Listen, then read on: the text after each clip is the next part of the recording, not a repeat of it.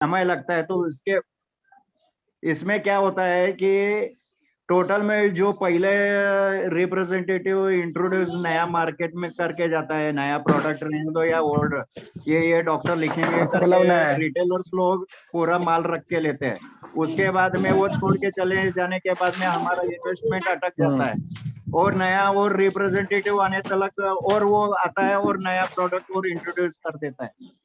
और बराबर। अगर कोई कोई रिटेलर्स उसको पूछता है कि बाबा लास्ट टाइम में ऐसा ऐसा ये प्रोडक्ट इंट्रोड्यूस किया था, हमारे पास में डेढ़ इन्वेस्टमेंट पड़ा हुआ है, उसका क्या किया, और आपने तो और एक नया प्रोडक्ट लेके आ गए, तो इसके ऊपर क्या सोल्यूशन है, प्लीज एक्सप्लेन। सर इसके ऊपर मैं आपको बताना चाहूंगा कि जैसे कि आपने बताया कि पहले भी मतलब कोई XYZ कंपनी में कोई एमआर है और उससे आप प्रोडक्ट लेते हो, फिर वो 2 महीने के बाद चेंज करके निकल के चला जाता है। तो सबसे पहली बात मैं आपसे ये बोलूंगा सर, इसके मतलब परमानेंट तो सोल्यूशन नहीं, अभी एनपीए के थ्रू हम लोग सोल्यूशन तो निकाल ही रहे हैं इसके ऊपर। अभी के लोकल की बात की जाए तो उसके लिए एक सोल्यूशन ये रहेगा सर कि जब भी प्रोडक्ट एमआर से आप लोगे ना, तो उनका एबीएम हो या तो वो खुद हो, उनसे आप ऐसा मतलब लिखा कर तो ले सकते हो। मतलब मैं ऐसा करता हूँ, इसके लिए मैं बोल रहा हूँ क्योंकि मैं भी as a medical representative shield health care में, अभी जब भी मैं रिटेलर के पास जाता हूँ ना सर, तो मुझे बोला जाता है कि तुम्हारा ये प्रोडक्ट है, वो प्रोडक्ट है, कहाँ से आएगा, क्या आएगा। अभी मेरी भी इच्छा बहुत होती कि मैं भी चेंज करूँ, लेकिन कैसे सर, जब रिटेलर वाले मेरे से क्या बात करते हैं, ठीक है हम तुम्हारा प्रोडक्ट लेते हैं, लेकिन इसकी क्या गारंटी है कि तुम यहाँ पे रहोगे या नहीं रहोगे, इसके बाद में हमको चेंज करना है या तो पार्टी का पेमेंट अटका हुआ है, ये सब झमेला कैसा सॉल्व करोगे। इसके लिए क्या करने का सर, सीधा सीधा जो भी आप रिटेलर, मतलब आपने जो बोला कि एमआर चेंज करके चले जाते हैं और आपका प्रोडक्ट मतलब वैसे कि वैसा डिस्ट्रीब्यूटर में रह जाता है, मतलब पेमेंट अटक के जाता है, ऐसे ही बात कर रहे हो ना आप? डिस्ट्रीब्यूटर का हिसाब मैं नहीं बोल रहा हूँ, रिटेलर्स के काउंटर में जो डेढ़ इन्वेस्टमेंट हो जाता है, समझो मैंने 1,000 रुपए का XYZ कंपनी का माल लिया है, और ओके। वो रिप्रेजेंटेटिव के कहने से और हमारे सराउंडिंग एरिया में ये डॉक्टर दिखेगा करके मैंने मेरे दुकान में रख के लिया है। उसके बाद ओके। में वो प्रोडक्ट भी मूवमेंट नहीं होता है, पहले 1-2 दिन आएंगे, 2 प्रिस्क्रिप्शन, उसके बाद में 2-3 महीने प्रिस्क्रिप्शन भी नहीं आएगा, और उसके बाद में वो ना वो पहले का रिप्रेजेंटेटिव आएगा, और 2-4 महीने के बाद में एक नया आएगा। अगर वो रिप्रेजेंटेटिव अगर और एक दूसरा प्रोडक्ट इंट्रोड्यूस करता है हमारे एरिया में, तो हम तो पूछने वाले हैं बाबा, हाँ XYZ कंपनी का पहले का एमआरओ ने ये प्रोडक्ट ये किया था, इंट्रोड्यूस किया था, और मार्केट में वो तो हमारे रैक में डेढ़ इन्वेस्टमेंट पड़ा है, और तुम और वापस नया प्रोडक्ट लेके आया है। तो ये हिसाब से है। अगर हमारा अच्छा तो बाद में मतलब, हम क्या पूछेंगे, कंसाइनमेंट बेसिस पे देता है क्या, बेच के पैसा देता है, वही हम पूछने वाले हैं। बराबर sir, sir this is right. मतलब ये बराबर है सर कि कंसाइनमेंट बेस पे फिलहाल तो लोकल सोल्यूशन यही रहेगा, कंसाइनमेंट बेस पे आप प्रोडक्ट लिया करो, क्योंकि जब अपना अभी एसोसिएशन के थ्रू हम लोग कुछ करेंगे तो एक एमआर को भी हम लोग मतलब एक 6 महीना 1 साल कंपलसरी रहना पड़ेगा, ऐसा कुछ रूल्स एंड रेगुलेशन बनाएंगे सचिन सर के अंडर मार्गदर्शन में। तो फिलहाल तो मैं यही बोलूंगा आपसे कि आप कंसाइनमेंट बेसिस के ऊपर ही आप प्रोडक्ट लिया करो एमआर के ऊपर। फिलहाल तो ये सिचुएशन सर, अभी ऐसी। हाँ जी, राजपूत जी, ये actually this is not my one problem. मैंने पूरे रिटेलर्स का ध्यान रखते हुए मैंने ये क्वेश्चन पुट किया है, ये हर एक सही जगह है पे चलता है। सर, सही है, मुंबई में भी यही चलता है, फिलहाल प्रॉब्लम ऐसा एवरीवेयर, ही है। I am from Karnataka, Belgaum. Sachin sir ji sir, जी मुझे सर, पहचानते हैं। जी सर, जी सर, जी सर, बराबर सर, आपने सही बोला कि कंसाइनमेंट, आपने जो सवाल पूछा उसमें आपने आंसर दिया कि कंसाइनमेंट बेस पे ही चलेगा सर, क्योंकि फिलहाल तो इस सिचुएशन को देखते हुए यही करना सही रहेगा, मेरे मेरे को तो सही लगता है। Thank you very much.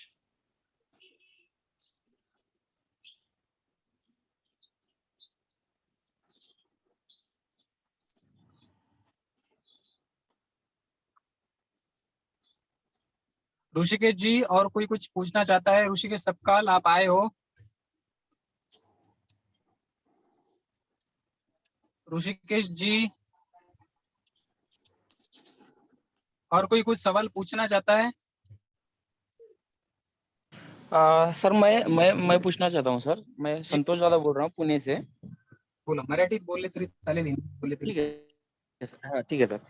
आता तुम्ही जे आता डिस्कशन केलं आपण की असा एखादा रूल बनवायला पाहिजे की तो एमआरला एक 6 महिने किंवा वर्ष तरी त्या कंपनीत राहायला पाहिजे. असं बरोबर. तर आता डिस्कशन मध्ये चालू होतं. आणि मी मेडिकल रिप्रेझेंटेटिव्ह आहे अबॉट मध्ये. Okay okay. तर ह्या गोष्टी तर शक्य होणार नाही सर, कारण की त्याच्या मागे खूप रिझन आहेत. इन केस असा काही रूल्स बनला की एमआरने तिथे 1 वर्षच राहायला पाहिजे. इन केस जर त्याला त्या एबीएमचा, त्याच्या आरएसएमचा, त्याच्या झेडएसएमचा त्रास होत असेल, इन केस त्याला चांगली अपॉर्च्युनिटी भेटत असेल, तो ऑब्व्हियसली तिथे राहणार नाही. मग हा रूल आपण नाही करू शकत सर. आता तुम्ही जो प्रश्न विचारला तो बरोबर योग्यच आहे. त्याच्यात हा. काही किंमत नाही माझी. सगळ्यात पहिला मुद्दा म्हणजे काय आहे, इथे फार्मासिस्टला व्हॅल्यू नाही. हे आहे, हे बरोबर आहे सर.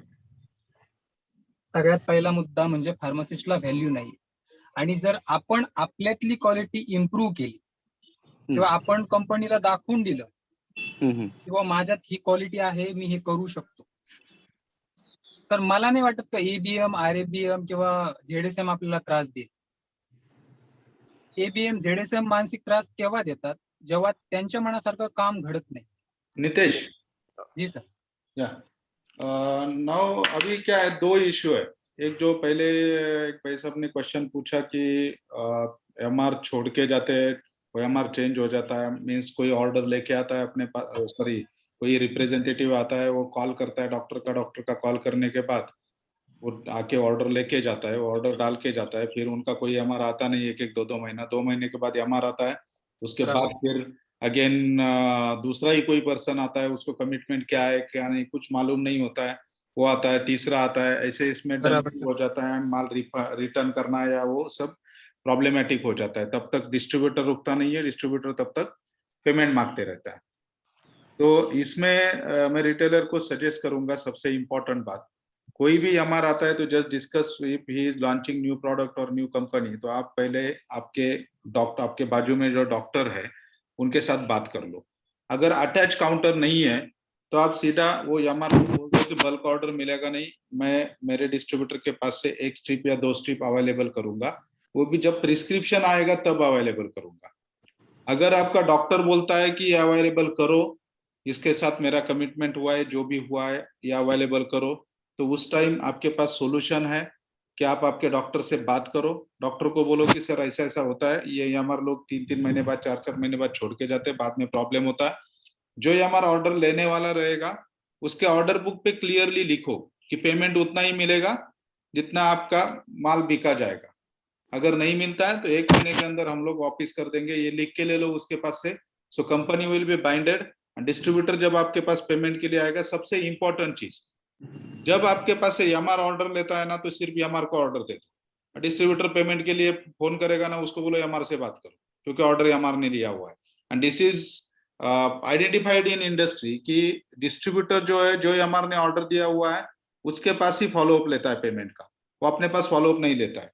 उस टाइम कंपनी का आगे का जो पेमेंट है या आगे का जो सभी थिंग्स है वो अटक जाता है. And automatically this peoples are following up for orders और moving the material and all this thing. So ये मुझे सिंपल सॉल्यूशन उसमें लगता है. बरोबर सर, एकदम परफेक्ट, सही बात बोला सर आपने. अभी जो बोला, I am agree with you sir.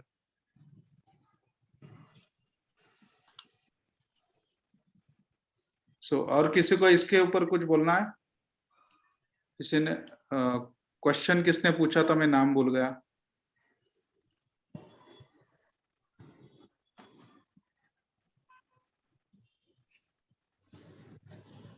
Can all hear me? आवाज येतोय नितेश? हा येतोय सर, एकदम क्लिअर आहे. आणि आता दुसरा विषय राहतो की एमआर सोडून जाणं. आताच कुणीतरी सांगितलं की एमआर जो लोग छोड़ के जाते हैं, मतलब उनको अच्छी अपॉर्चुनिटी मिलती है अच्छी, but this is not ethical. This is not ethical कि आप किसी कंपनी को ज्वाइन करते हो एंड वो कंपनी को ज्वाइन करते समय मैं सिंपल लैंग्वेज में एक वर्ड यूज करता हूँ. जब हम लोग जॉब मांगने जाते हैं तो हम लोग लिटरली भीख मांगते हैं कि नहीं नहीं मुझे दे दो जॉब, मैं ये करूंगा, मैं वो करूंगा, मैं टारगेट अचीव करूंगा, मैं आपके कंपनी को परफॉर्मेंस दे दूंगा, मैं ये करूं, सब कुछ करने को तैयार हो जाता है। सही बात। बट जब ज्वाइन होता है और उसको 2 महीने बाद किधर कंपनी उसको अपॉइंटमेंट देती है, कंपनी उसको पैसा देती है, कंपनी उसका सब टर्म्स एंड कंडीशन एग्री हो जाता है दोनों का, जब ये सब एग्री हो जाता है तो 2 महीने बाद 3 महीने बाद उसको किसी और कंपनी में थोड़ा सा इंक्रीमेंट दे दिया तो इमीडिएटली वो छोड़ के जाता है। तो this is totally unethical practice and this is non professional practice. So all managers, all employees who are working in any company or any medical store, they shall understand कि on your responsibility and because of you are joining there, they are doing some plannings for businesses. And आप लोग अगर इस तरीके से करेंगे तो मैं इस चीज के लिए बिल्कुल एग्री नहीं हूँ। कोई अगर बोलता है कि मेरे को अच्छा पैसा मिला इसके लिए मैं गया, मेरे को ये मिला उसके लिए मैं गया, तो पहले ही आप ज्वाइन मत करो ना, आप और 3 महीना वेट करो, अच्छा पैसा मिलने तक वेट करते रहो। अच्छा का डेफिनेशन कभी खत्म नहीं होता है। कोई हमारे 15,000 पे काम करता है, उसको 5,000 किसी कंपनी में ज्यादा बढ़ा के दिया, वो छोड़ के उधर चला जाता है, फिर और कोई कंपनी 2,000 बढ़ा के देता है, वो फिर से जाके छोड़ देता है। तो ये जो है कितने कितने दिन तक वो छोड़ेगा? तो एक तो उसने स्टेबली 1-2 साल काम करना चाहिए और ट्रैक रिकॉर्ड तो देखा ही जाता है। सो इन माय ओपिनियन कि नेशनल लेवल पे जब हम लोग ऑर्गेनाइजेशन कर रहे हैं तो हम लोगों ने एक जॉब पोर्टल डिजाइन किया हुआ है, वो लॉन्च किया है, उसका ट्रायल्स भी चल रहा है। उसमें हम लोग कंपनीज को सभी अपॉइंट कर, कंपनीज को रजिस्टर करने के लिए हम लोग पर्सनली मेल भेज रहे हैं, उनको लेटर्स भेज रहे हैं। कंपनीज रजिस्टर होने के बाद सभी कंपनीज के जितने भी एम्प्लॉयज है उनको उन्होंने वहां पर रजिस्टर करना है। इस पोर्टल का ये हम लोग यूज किस तरीके से करेंगे कि कंपनी ने सभी एम्प्लॉयज को वहां पर डालना है, उनके रिज्यूम्स वहां पर डालने हैं एंड कैंडिडेट ने भी वहां पर रजिस्टर करना है। कोई एम्प्लॉय अगर 2 महीने में 3 महीने में छोड़ के जाता है, कुछ एरोगेंसी करता है, कुछ अगर बैड बिहेवियर करता है कंपनी के साथ, तो company is having right to give star mark against that employee कि भाई ये एम्प्लॉय अच्छा नहीं है। और अगर वो कुछ अच्छे से काम कर रहा है तो company can give him 5 star rating. अगर एम्प्लॉय को लगता है कि ये कंपनी में बुरा बिहेवियर होता है, मैनेजर अच्छे नहीं है, तो वो वहां पर कमेंट डाल दे, ये कंपनी अच्छी नहीं है, इधर ज्वाइन मत करो। तो व्हाट विल हैपन, ये प्लेटफॉर्म किस तरीके से काम आएगा कि हम लोग अपने एम्प्लॉयज को जानेंगे और कंपनी जो है, कंपनी भी मस्ती नहीं करेगा और एम्प्लॉय भी 1-2 महीने बाद छोड़ के नहीं जाएगा। सो ये पोर्टल हम लोग बना रहे हैं एंड आई एम श्योर कि ये पोर्टल बहुत अच्छे से चलेगा एंड सभी जो लोग ये इस तरीके से परेशान है वो सभी लोगों को उसमें सोल्यूशन मिल जाएगा।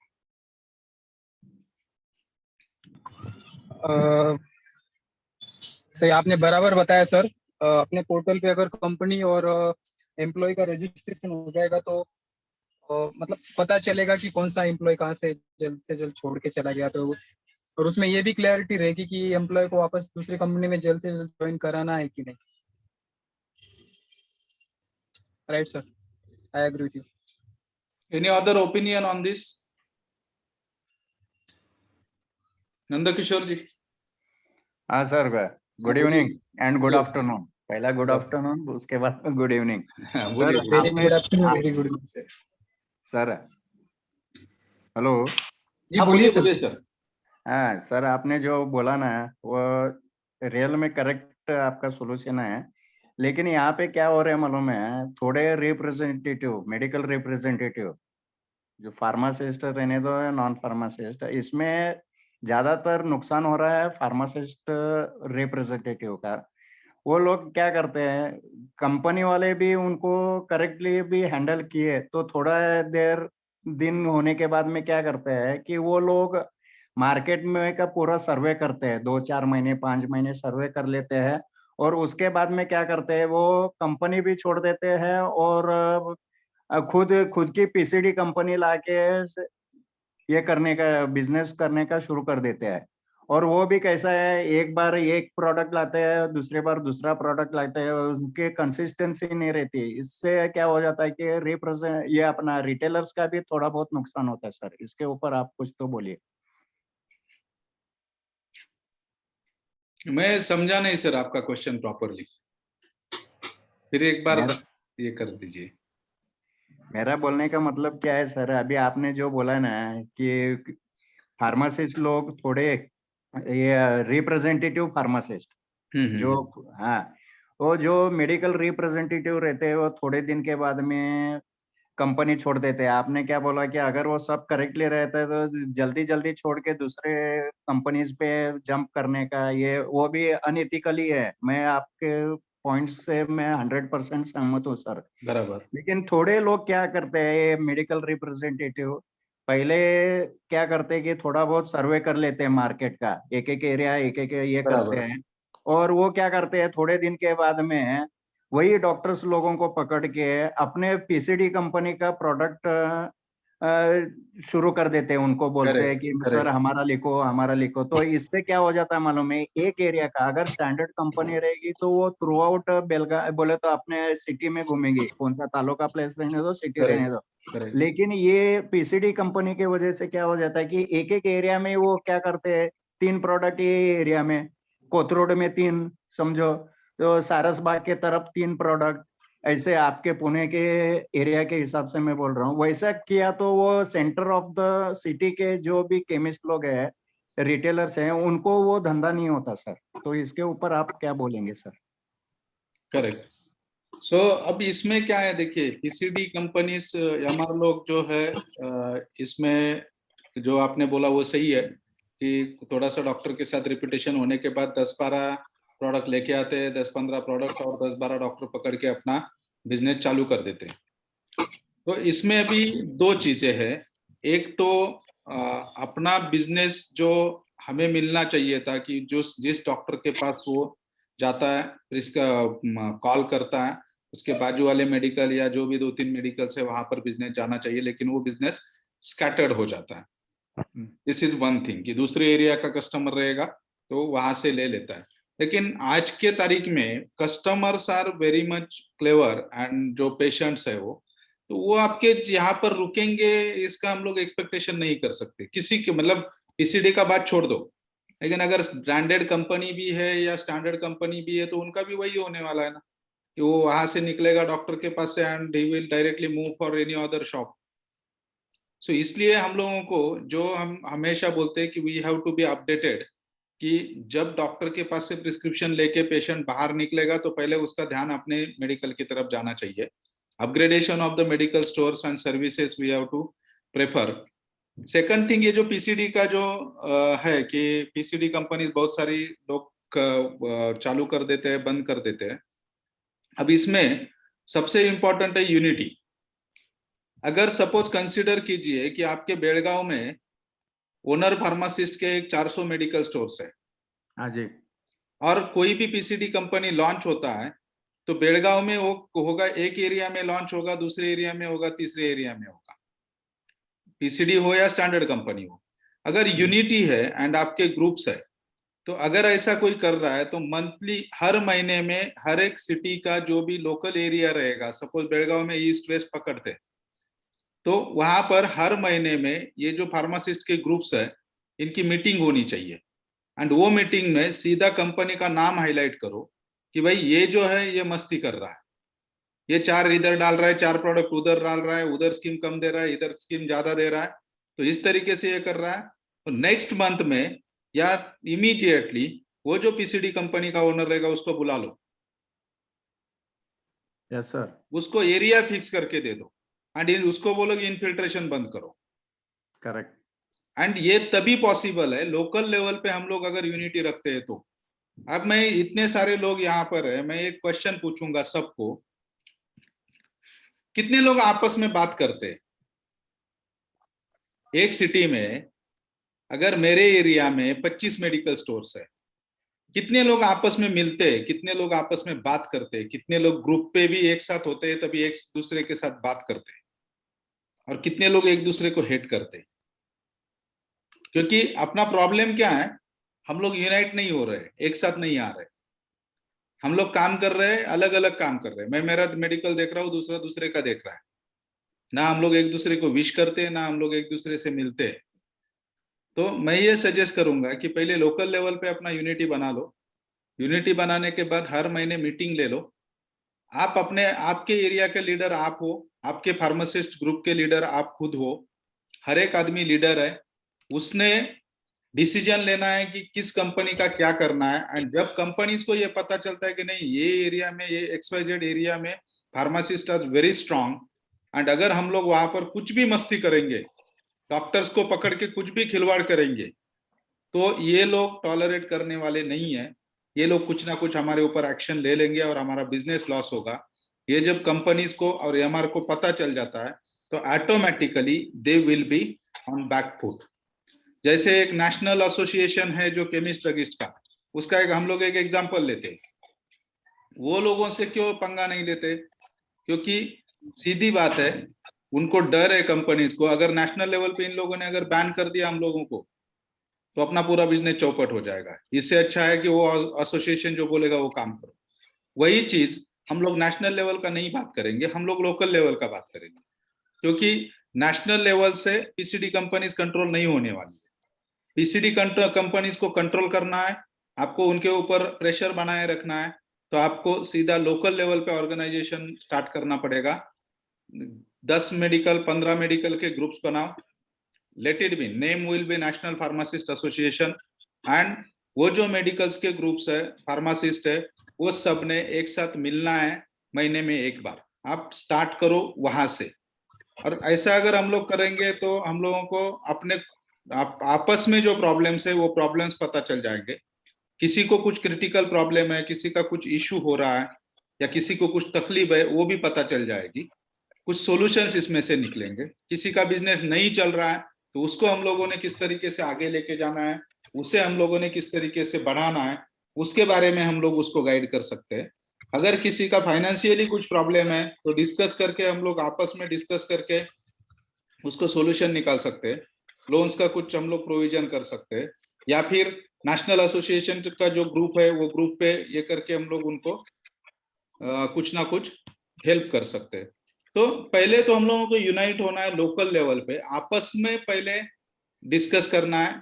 ना कि कोई बहुत सारे लोग होते हैं बाजू वाले केमिस्ट के साथ बात, फार्मासिस्ट के साथ बात नहीं करते, नेशनल एसोसिएशन के ग्रुप पे बड़ा हंगामा खड़ा कर देते।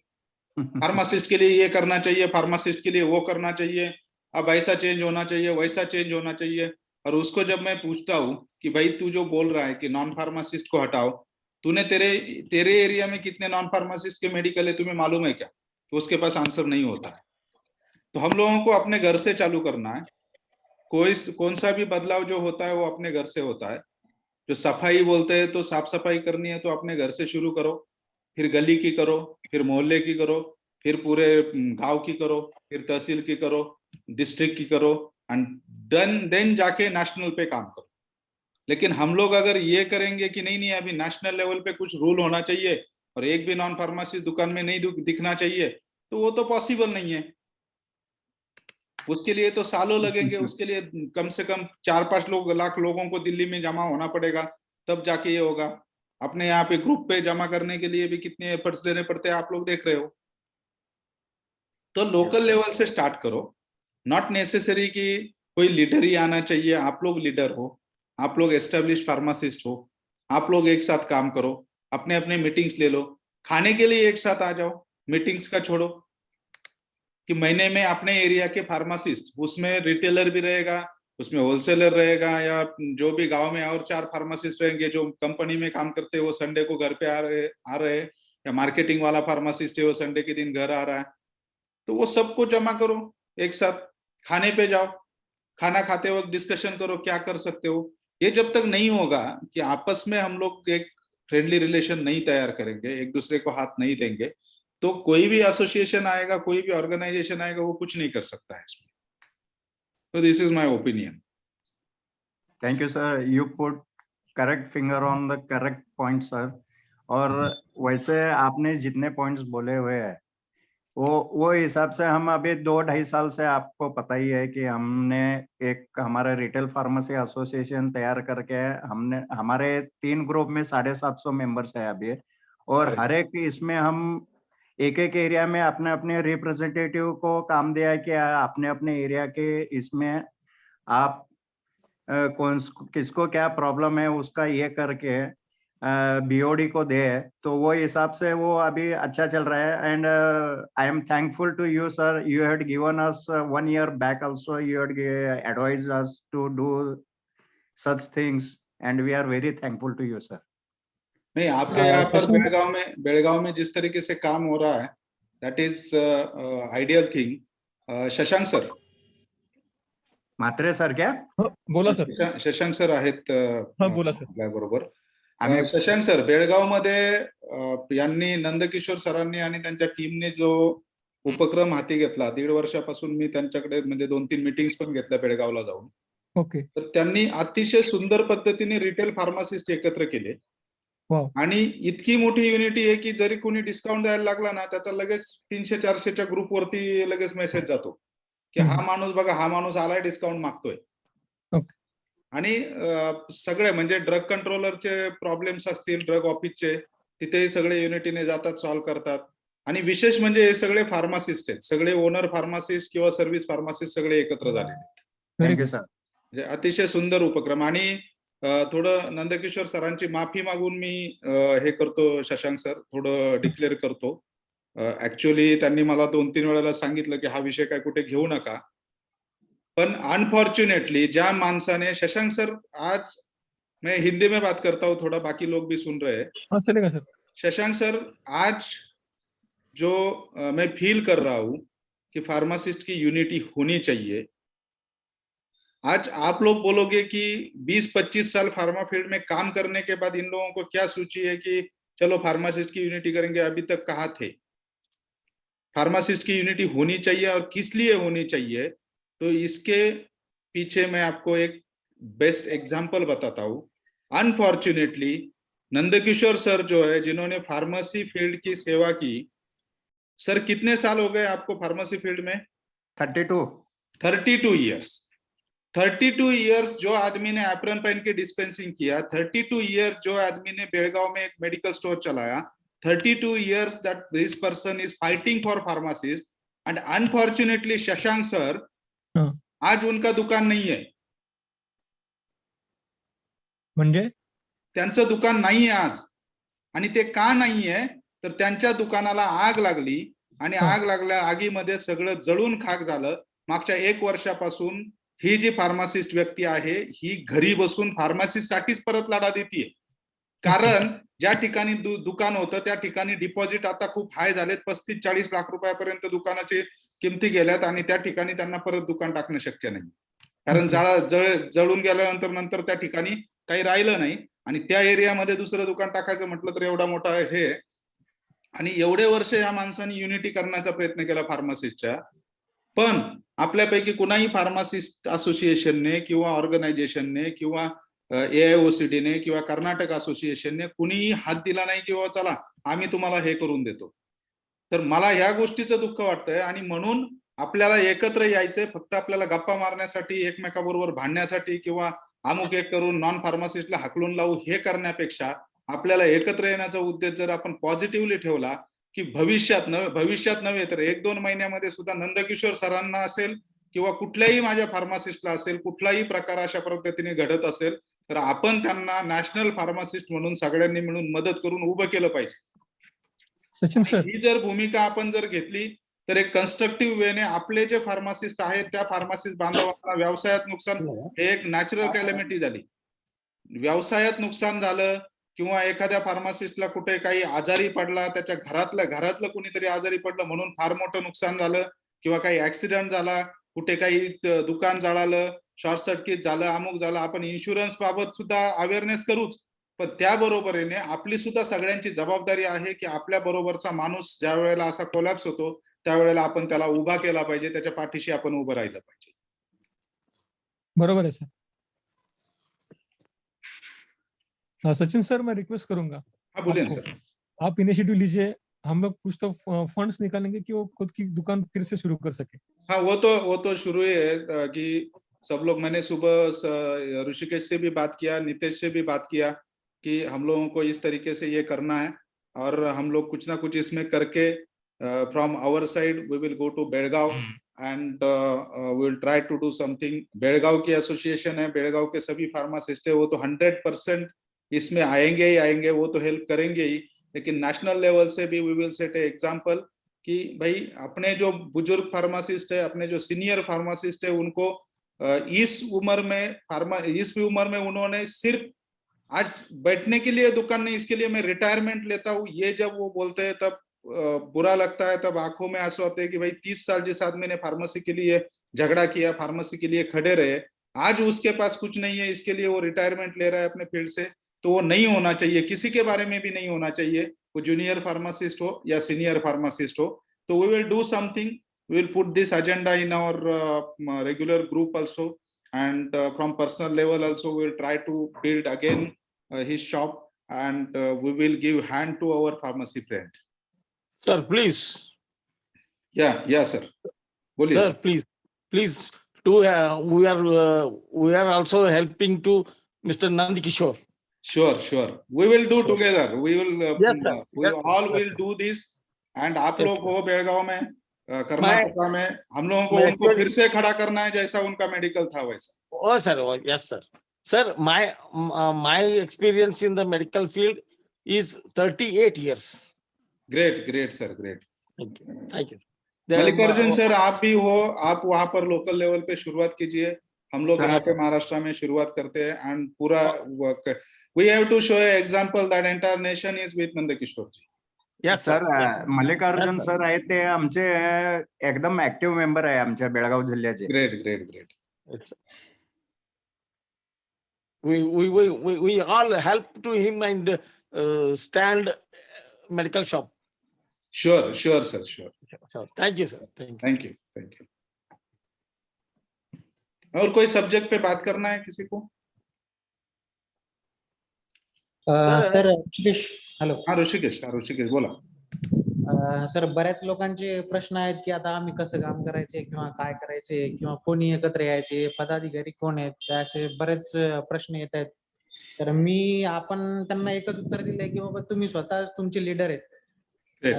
तर मग आता तालुका किंवा जिल्हा लेवलला कसं एकत्र यायचे, नेमकं त्यांचे काय दिशा असावी, त्यांनी एकत्र येण्याचे कुठले फंडे आहेत आणि त्यातून ते काम कसं करतील, किंवा आधीच्या ज्या काही असोसिएशन आहेत त्यांचाही दबाव त्यांच्यावर आहेत किंवा काही डॉक्टर लोक पण त्यांच्यावर दबाव आणण्याचा प्रयत्न करतायत, तर त्यासाठी आपल्याला काय सोल्यूशन करता येईल? अभी हम लोग किस तरीके से काम कर रहे हैं कि जैसे कंसिडर कीजिए कि पहले इंस्टीट्यूशनल लेवल पे हम लोग काम करेंगे। जैसे बेळगाव की एसोसिएशन है, Belagavi district retail pharmacist association. So this association is always with us, and ये लोगों ने बहुत सारा काम किया हुआ है। So this will be affiliate association of National Pharmacist Association, मतलब ये लोग affiliate रहेंगे नेशनल फार्मासिस्ट एसोसिएशन से, and Belgaum district pharmacy association के जितने भी मेंबर्स रहेंगे वो मेंबर्स रहेंगे अपने नेशनल एसोसिएशन के। So automatically Belgaum district pharmacy association is already establish association. So वहां पर अपने को कुछ काम करने का जरूरत नहीं है, वहां पर उनके जो प्रेसिडेंट रहेंगे वही प्रेसिडेंट जो रहेंगे वो नेशनल फार्मेसी एसोसिएशन के रहेंगे। उनके प्रेसिडेंट ने डिसीजन लेना है कि उनमें से किसको कौन सा पोस्ट देना है नेशनल फार्मासिस्ट एसोसिएशन में, एंड उस तरीके से हम लोग काम करेंगे। सेकंड थिंग, जहां पर अपना काम शुरू नहीं हुआ है, almost green cross foundation was there and it is there in every district. So green cross foundation for pharmacist के जितने भी मेंबर्स है, they are ultimately members of national pharmacist association. Simultaneously जहां पर अपने को नया काम शुरू करना है, वहां पर आप लोगों ने, जितने भी लोग हैं जिनको लगता है कि नहीं अभी फार्मासिस्ट के लिए कुछ करना चाहिए, they themselves are leader of this association. वो खुद लीडर है और वो खुद लीडर होके सामने आए। इसके लिए हम लोगों ने क्या किया हुआ है, यहाँ पर कोई भी, मैं भी, I am not the national leader कि भाई मैं बोलूंगा वही होने वाला है कि नहीं अभी ऋषिकेश है तो ऋषिकेश को ये पोस्ट दे दो, ये है तो उसको वो पोस्ट दे दो, वो हमें करना नहीं है। तो हम लोग क्या करेंगे, वेबसाइट पे 1-2 दिन में एक फॉर्म आ जाएगा, उस फॉर्म में आपने आपके डिटेल्स भरने, मेंबरशिप नंबर डालने के बाद ऑटोमेटिकली सभी डिटेल्स आ जाएंगे। किसी को भी पोस्ट चाहिए या पदाधिकारी बनना है तो उसके लिए सबसे इंपॉर्टेंट है मेंबर बनना। तो हम लोगों को एसोसिएशन का फर्स्ट मेंबर बनना है। मेंबर बनने के बाद वहां पर मेंबरशिप डिटेल डालने के बाद आपको बाकी डिटेल्स ऑटोमेटिकली आ जाएंगे। उसके नीचे आपको इस एसोसिएशन का पद क्यों चाहिए, पोस्ट क्यों चाहिए, सो उसके बारे में आपने खुद ने जस्टिफाई करना है कि आप किस तरीके से काम करने वाले हो, आपके आइडियाज। सेकंड थिंग, आपको कुछ क्वेश्चंस वहां पर दिए हुए हैं फार्मेसी रिलेटेड, वो क्वेश्चंस आपको सॉल्व करने हैं। एंड वहां पर आप कौन सी पोस्ट पे आपका लीडर, देखो हर एक आदमी को मालूम होता है कि वो किस कैलिबर का लीडर है। किसी को मैं बोलूंगा कि अभी आज से तू स्टेट प्रेसिडेंट, तो उसको मैं लेटर तो निकाल दूंगा स्टेट प्रेसिडेंट, लेकिन वो बाद में बोलेगा सर मुझे बोलना ही नहीं आता है, मुझे डर लगता है, मैं कैसे कमिश्नर के ऑफिस में जाऊंगा, वो ऐसा करेगा वैसा करेगा। तो हर एक को खुद को अपनी लिमिटेशंस मालूम है।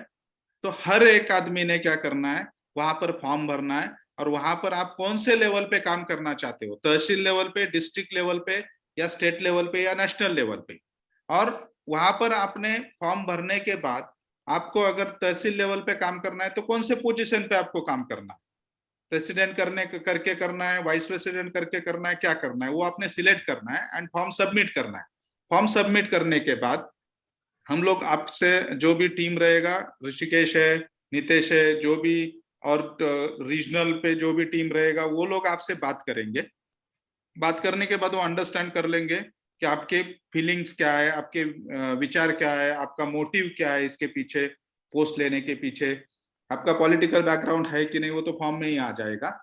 तो ये सब स्क्रूटिनाइजेशन होने के बाद आपने अगर उसमें लिखा है कि वाइस प्रेसिडेंट डिस्ट्रिक्ट, तो उस वाइस प्रेसिडेंट डिस्ट्रिक्ट के पोस्ट के लिए आप लायक हो कि नहीं हो, या आपसे डिस्कशन करने के बाद मल्टीपल डिस्कशंस होंगे। ये ऐसा नहीं कि मैंने फोन किया और हो गया, इसके बारे में सोच समझ के आपको बताया जाएगा कि yes you are liable for post of vice president district and you are liable for this post. अगर नहीं तो आपको बोलेंगे कि भाई आपको सेक्रेटरी का पोस्ट हम लोग अभी दे देते हैं, बाद में आप अच्छा काम करो, कुछ और ऑर्गेनाइजेशन के लिए करो, आपको वाइस प्रेसिडेंट के पोस्ट पे प्रमोट करेंगे। तो ये तरीका अपना रहेगा। क्योंकि बाकी अभी तक का मेरा जो एक्सपीरियंस है उसमें क्या होता है कि हम लोग लेटर हेड लेते हैं, जितने लोग मीटिंग में हैं या जो लोग ग्रुप पे बात कर रहे हैं उनके नाम लिखते हैं, ये प्रेसिडेंट, ये वाइस प्रेसिडेंट, ये अमका तमका फलाना, सब भेज देते हैं। भेजने के बाद पता चलता है कि वो सिर्फ लेटर पे ही रहता है, कोई सामने आके काम ही नहीं करता है। तो जो लोग एक्चुअल काम करेंगे उन्होंने वेबसाइट पे फॉर्म भरना है। इट इज नॉट रॉन्ग कि कोई भी आदमी पोस्ट मांग रहा है कि मुझे कोई पद चाहिए, क्योंकि वो तो चाहिए। आप किसी एफडीए के कमिश्नर या एफडीए के ऑफिसर को फोन करोगे तो क्या करके फोन करोगे, I am member of national pharmacist association, वो बोलेगा कि मैं तो वर्ल्ड के फार्मासिस्ट एसोसिएशन का मेंबर हूँ। तो इसलिए आपको वो पोस्ट चाहिए, विजिटिंग कार्ड चाहिए अप्रोच करने के लिए, लेटर हेड चाहिए, वो हम लोग दे देंगे। लेकिन उसके पहले स्क्रूटिनाइजेशन से ही हर एक का उसमें हम लोग ये करेंगे, अपॉइंटमेंट करेंगे। एंड आफ्टर 1 ईयर जितने भी अपने मेंबर्स रहेंगे वो मेंबर में से देन सभी post including, I am talking, listen carefully, I am saying including national president, हम लोग अपने मेंबर से चुनाव करेंगे। जो भी काम करेगा उसको मेंबर्स डिसाइड करेंगे, भाई ये नेशनल प्रेसिडेंट, ये महाराष्ट्र स्टेट प्रेसिडेंट, ये कर्नाटका प्रेसिडेंट, ये इस डिस्ट्रिक्ट का प्रेसिडेंट। वो सभी 1 साल के बाद, एक बार सब कुछ स्ट्रीमलाइन होने के बाद अपने मेंबर्स में से उसका इलेक्शन होगा एंड इलेक्ट करके हम लोग उसको मेंबर करके उसको प्रेसिडेंट या जो भी पोस्ट रहेगा वो पोस्ट दे देंगे। So this will be our criteria till 1 year and after 1 year. Sir for academic and industrial उनको जरा थोड़ा सा गाइड कीजिए कि स्टार्ट कैसे करना है। ये एकेडमिक्स में जो टीचर्स, प्रोफेसर, प्रिंसिपल्स और ये इंडस्ट्री में जो एम्प्लॉयज काम करते हैं उन्होंने कैसा काम करना है, कैसा यूनाइट होना है, यार थोड़ा सा उसके बारे में गाइड करिए। ओके, सो एकेडमिक्स में सबसे इम्पोर्टेंट चीज क्या है कि अभी एक क्वेश्चन आया था बीच में कि हम लोग एकेडमिक्स का अगर ऑर्गेनाइजेशन हम लोगों को बढ़ाना है तो स्टूडेंट्स के लिए हम लोग कुछ काम करेंगे। और इसमें सबसे इम्पोर्टेंट टॉपिक आया था मेरे सामने कि स्टूडेंट्स का फीस स्ट्रक्चर का। लेकिन मैंने क्या बोला है कि स्टूडेंट के फीस स्ट्रक्चर के बारे में हम लोग फाइट करेंगे, कॉलेजेस से बात करेंगे, यहाँ तक ठीक है। लेकिन हम लोग अगर उसके बारे में ज्यादा टीजिंग करते हैं तो कॉलेजेस हमें फ्यूचर में कभी भी सपोर्ट नहीं करेगा, क्योंकि ये सभी जो है भांडवलदार एंड हम लोग जिसको कैपिटलाइजेशन सिस्टम बोलते हैं वो सिस्टम पे सब कुछ चलता है। Colleges are owned by some politicians and some big bosses who are playing their all things on say money. So we have to be very much careful about this. Academics में teachers के बहुत सारे questions है। Academic में हम लोग अगर देखेंगे तो टीचर्स का जिस तरीके से फार्मेसी टीचर्स है और बाकी सभी टीचर्स का अगर कंपैरिजन करेंगे तो प्राइमरी स्कूल का टीचर भी हमारे फार्मेसी के टीचर से बहुत ज्यादा आगे है। सैलरी में भी आगे है, स्टेबिलिटी में भी आगे है, सब चीजों में आगे।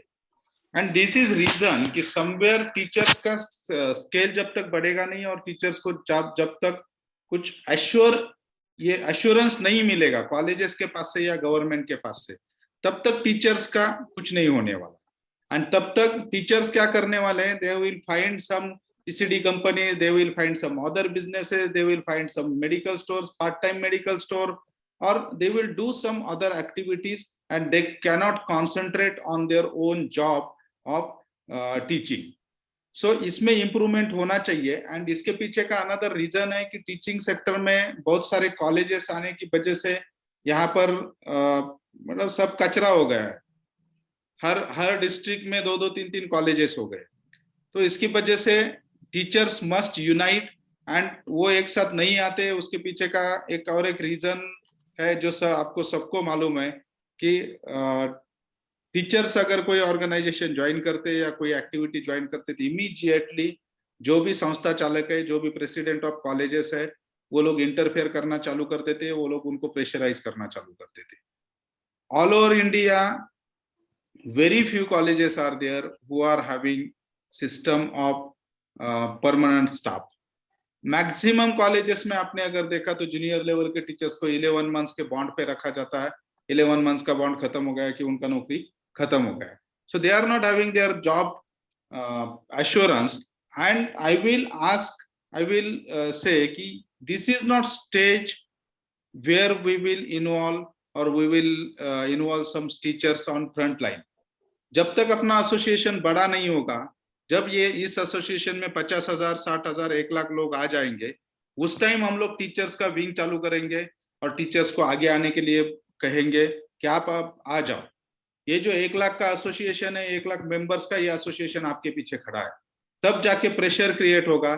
आज अगर हम लोग टीचर्स को बोलेंगे कि आप 4-5 लोग आगे आ जाओ, सब लोग आगे आ जाओ और हम लोग फाइट करेंगे, हम लोग ये करेंगे, तो we will be pressed by all this big bosses. And हम लोग जो भी प्रैक्टिकल है उसके बारे में हम लोगों ने सोचना चाहिए। तो हम लोग खड़ा नहीं रह सकते आज के तारीख में, because we are not united till to the extent कि हम लोग इनको प्रेशराइज करेंगे। यस, इंडस्ट्री के बारे में हम लोग बोलेंगे, टीचर्स को हम लोग इन्वॉल्व करके ले लेंगे, मेंबर बना लेंगे, टीचर्स की संख्या इसमें बढ़ने देंगे, मेंबर्स बढ़ाएंगे। और जब ऑर्गेनाइजेशन एक सर्टन स्टेज पे आ जाएगा, एक बॉन्डिंग स्टेज पे आ जाएगा कि नहीं हम लोग अभी फाइट कर सकते, उस टाइम हम लोग ये सभी सब्जेक्ट के बारे में फाइट करना चालू करेंगे। तब तक लेटर्स लिखना है, ये करना है, वो तो चालू ही रहेगा। यस, इंडस्ट्री के बारे में आई एम श्योर कि इंडस्ट्री के फार्मासिस्ट हम लोग अगर गैदर करते तो बहुत सारे प्रॉब्लम्स हम लोग सॉल्व कर सकते। इंडस्ट्री में जनरली एक सबसे बड़ा प्रॉब्लम है कि दोनों साइड से, इंडस्ट्री के साइड से आपने मेरे ख्याल से कल नितेश ने किसी कंपनी के वाइस प्रेसिडेंट को फोन किया था, नवीन कुमार जी को। वैसे हम लोग भी बहुत सारे वाइस प्रेसिडेंट बहुत सारे कंपनीज के साथ हमेशा डिस्कस करते हैं। तो उस डिस्कशन में क्या सामने आता है, industry is not reluctant, not at all reluctant for appointing pharmacist, क्योंकि pharmacist is the best for pharmaceutical industry. किसी भी और आदमी को फार्मेसी के बारे में इतना नॉलेज नहीं होता है कि जो फार्मासिस्ट को होता है। हम लोग बोलते हैं कि वो लोग बीएससी को अपॉइंट करते हैं, वो लोग बीए को अपॉइंट करते हैं, बीकॉम को अपॉइंट करते हैं। ऐसा नहीं है। आप जाके ओकाड़ में, औरंगाबाद में जाइए, वहां पर आप पूछिए कि मैं बीएससी हूँ और मुझे काम करना है, वो आपको हकाल देंगे। वो बोलेंगे नहीं आप मत आओ यहाँ पर, क्योंकि यहाँ पर सिर्फ हम लोग बी फार्म एम फार्म को लेते हैं। आप बहुत सारे मल्टीनेशनल कंपनीज में जाओ, डॉक्टरेट में जाओ, शिप्ला में जाओ, there are 2 divisions of industry, one is API division and another is formulation division. अब एपीआई का आप बात करोगे तो एपीआई के लिए ऑर्गेनिक केमिस्ट्री स्ट्रॉन्ग चाहिए। एंड मुझे नहीं लगता है कि हमारे फार्मासिस्ट में 100 फार्मासिस्ट अगर काउंट करेंगे एम फार्म के, तो उसमें से 5 फार्मासिस्ट को भी ऑर्गेनिक केमिस्ट्री स्ट्रॉन्ग होता है। जो रियल फैक्ट है वो हम लोगों ने एक्सेप्ट करनी चाहिए। तो एपीआई इंडस्ट्री में but obvious they want to run the reactions, they want to go ahead with APIs, active pharmaceutical ingredient productions, and this is entire chemical processes. वहां पर वो लोग BSc प्रेफर करते हैं। एंड फॉर्मुलेशन डिवीजन में of course it is our right, pharmacist has to be there, but अब question कहां पर आता है? सबसे इंपॉर्टेंट बात आती है, सबसे ज्यादा फार्मासिस्ट तैयार होते हैं, फैक्ट्री है फार्मासिस्ट का महाराष्ट्र में, बहुत सारे कॉलेजेस है, बहुत सारे फार्मासिस्ट यहाँ पर तैयार होते हैं। और ये जो फार्मासिस्ट है, इनको अगर हम लोग बोलेंगे कि इंडस्ट्री में आपके लिए वैकेंसी आपको जाना है, अब दो चीजें, वैकेंसी है कि नहीं है, तो इंडस्ट्री में डेफिनेटली वैकेंसी है। Around 60% positions are vacant in industry. मैं आपको एक जवाबदारी के साथ मैं ये स्टेटमेंट दे रहा हूँ, रिस्पॉन्सिबिलिटी के साथ ये स्टेटमेंट दे रहा हूँ। 40 to 60% vacancies are there in industry, but to whom? To the right candidate. And right candidate का डेफिनेशन क्या है कि कोई किसी को डिस्टिंक्शन है तो ही राइट कैंडिडेट है, किसी के पास बहुत ज्यादा स्किल है तो ही राइट कैंडिडेट है? नो। क्योंकि मैं खुद इंडस्ट्री में काम करता हूँ, मेरे सामने जब फ्रेशर आता है तो मुझे मालूम नहीं है फ्रेशर को क्या क्वेश्चन पूछना है, क्योंकि 20 साल पहले जो स्टडी किया हुआ है वो आज मुझे याद आएगा कि नहीं आएगा, एकेडमिक्स का पता नहीं है यार, सिलेबस भी चेंज हुआ है। तो ऑब्वियस मैं क्या करूंगा, मैं मेरे फील्ड से रिलेटेड कुछ क्वेश्चंस पूछूंगा। जैसे मैं अगर मैन्युफैक्चरिंग में काम करता हूँ तो मेरे माइंड में सिर्फ मैन्युफैक्चरिंग है, उस टाइम मैं कुछ मशीन का पूछूंगा, कुछ प्रोसेस का पूछूंगा, या कुछ डिसोल्यूशन के बारे में पूछूंगा, डिसइंटीग्रेशन के बारे में पूछूंगा, स्टेबिलिटी के बारे में पूछूंगा। अगर वो भी स्टूडेंट्स आंसर नहीं कर पाते हैं तो what we are judging for them, attitude of the student, कि भाई चलो ठीक है, इसको नहीं आता है लेकिन इसका फार्मेसी हुआ है, इसको हम लोग ट्रेनिंग दे देंगे, इसको 2-3 महीना ट्रेन करेंगे इंडस्ट्री में, definitely he is going to be trained. But जब क्वेश्चन आता है कि हम लोग पूछते हैं कि 1 साल तक काम करोगे क्या, वो बोलता है यस आई विल डू, उसका इसका एश्योरेंस क्या है? लेकिन उसका एश्योरेंस देने के लिए उसके पास कुछ भी नहीं है। तो कंपनीज आर गिविंग ट्रिक्स कि आपका ओरिजिनल सर्टिफिकेट रख दो, या फिर कोई एक विदाउट डेट वाला हम लोगों को एक सिक्योरिटी चेक दे दो 2 महीने का, या फिर 2 महीना हम लोग आपको सैलरी नहीं देंगे, वो जो 2 महीने का सैलरी है वो 1 साल के बाद दे देंगे, या 1 महीना ट्रेनिंग 1 महीने का सैलरी कीप करेंगे वो 1 साल के बाद दे देंगे, या आपके प्रिंसिपल के पास से लिख के लाओ कॉलेज के कि ये लड़का 1 साल तक काम करेगा। इसमें से कोई भी चीज करने के लिए कैंडिडेट तैयार नहीं है। मैंने कल भी बहुत सारे ग्रुप पे बोला, आप मेरे पास 100 फार्मासिस्ट भेज दो जिनको 1 साल काम करना है, 1 साल उसने कंपनी छोड़ना नहीं। अब क्वेश्चन आता है, फार्मासिस्ट बोलता है कि 1 साल तक कंपनी नहीं छोड़ूंगा लेकिन मुझे 20,000-25,000 सैलरी चाहिए। अब 20,000-25,000 सैलरी फ्रेशर को ना कभी इंडिया में मिली है और ना कभी मिलने वाली है। This is just our misunderstanding in our mind कि भाई फार्मेसी का डिग्री लिया मींस मेरे को इतना सैलरी मिलना चाहिए, मेरे को उतना सैलरी मिलना चाहिए। बट इंडस्ट्री में आप खुद को प्रूव करो, आपको डेफिनेटली सैलरी मिलेगी। इतनी भी कम सैलरी, लोग बोलते हैं 5,000 8,000, कोई भी इंडस्ट्री 5,000 8,000 नहीं ऑफर करता है। जो ऑफर करता है वो इंडस्ट्री में आप फार्मासिस्ट जाओ मत। आज डॉक्टर रेड्डीज का मिनिमम स्ट्रक्चर ऑफ सैलरी है 1.8 to 2.4, minimum structure of salary. Cipla का मिनिमम स्ट्रक्चर है 1.8 to 2.4। ऑलमोस्ट सभी multinational companies are taking pharmacist with this salary. Middle scale companies का स्ट्रक्चर जो जाता है वो 1.4 to 2.0 तक जाता है, मतलब 12,000 से लेके 16,000 17,000 18,000 तक वो लोग सैलरी देते हैं। स्मॉल स्केल कंपनी जो है वो 10,000 से स्टार्ट करती है, 12,000 15,000 तक सैलरी देती है। तो कोई भी कंपनी 10,000 से कम में जनरली ऑफर नहीं करती है। अब क्वेश्चन कहां पर आता है? दूसरी चीज सबसे इंपॉर्टेंट है कि कैंडिडेट को उसके घर के बाजू में कंपनी चाहिए। अब वो तो पॉसिबल नहीं है। अगर महाराष्ट्र में आज के तारीख में 2,92,000 फार्मासिस्ट है, रजिस्टर्ड फार्मासिस्ट। नॉन रजिस्टर्ड मतलब जिन लोगों ने डी फार्म किया, रजिस्ट्रेशन किया नहीं, बी फार्म किया, या बी फार्म किया, रजिस्ट्रेशन किया नहीं, बी फार्म का एम फार्म किया, या बहुत सारे कॉलेज ऐसे कि सिर्फ डिग्री देते हैं, रजिस्ट्रेशन उनका होता नहीं, they are not under schedule 12, under rule 12। So ऐसे कॉलेजेस भी है। तो मतलब हम लोग अगर काउंट करेंगे तो महाराष्ट्र में आज के तारीख में 3,25,000 के आसपास फार्मासिस्ट है। इतने फार्मासिस्ट लोगों के लिए इंडस्ट्री है क्या इतनी बड़ी? नहीं है। औरंगाबाद में प्लांट कितने? 90। कोल्हापुर में कितने? 6। नासिक में कितने? 8। मुंबई में कितने?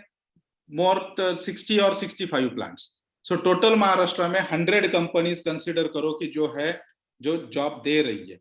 अब 100 कंपनीज के लिए 3,25,000 pharmacist and every year 1 lakh new pharmacist are coming out.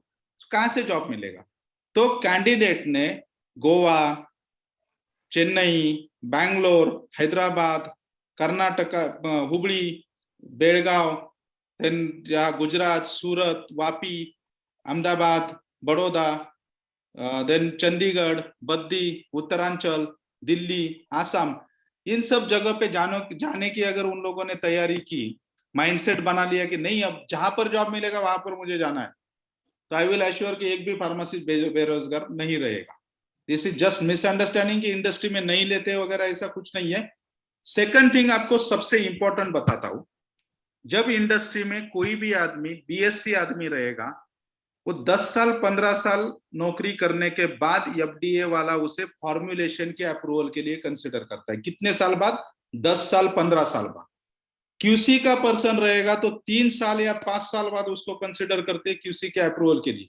Approval means क्या होता है कि जो टेस्टिंग करता है पर्सन, टेस्टिंग करने के बाद वो जो COA certificate of analysis sign करता है, तो उसके लिए एफडीए का अप्रूव्ड पर्सन होना जरूरी होता है। जैसे रजिस्टर्ड फार्मासिस्ट मेडिकल स्टोर्स में होता है, वैसे एक अप्रूव्ड पर्सन होता है। तो उस अप्रूव्ड पर्सन को बीएससी एमएससी अगर है तो 3 साल से 5 साल तक क्यूसी में काम करना पड़ता है, क्योंकि वो बीएससी पर्सन केमिस्ट्री का नॉलेज होता है, इसलिए उसको क्यूसी में ले लेते हैं। तो 3 साल 5 साल काम करने के बाद ही उसको अप्रूवल मिलता है। मैन्युफैक्चरिंग में उसको अप्रूवल चाहिए तो एफडीए वाला इतना आसानी से, कोई भी एफडीए ऑफिसर इतने आसानी से कंसिडरेशन नहीं करता है, वो रिजेक्ट कर देता है उसका एप्लीकेशन। 10 साल 15 साल और बहुत ज्यादा स्ट्रांग फोर्स लग गया, वजन पड़ गया, तो ही उसका अप्रूवल होता है, नहीं तो नहीं होता है। फिर ये अप्रूवल किसको जाता है?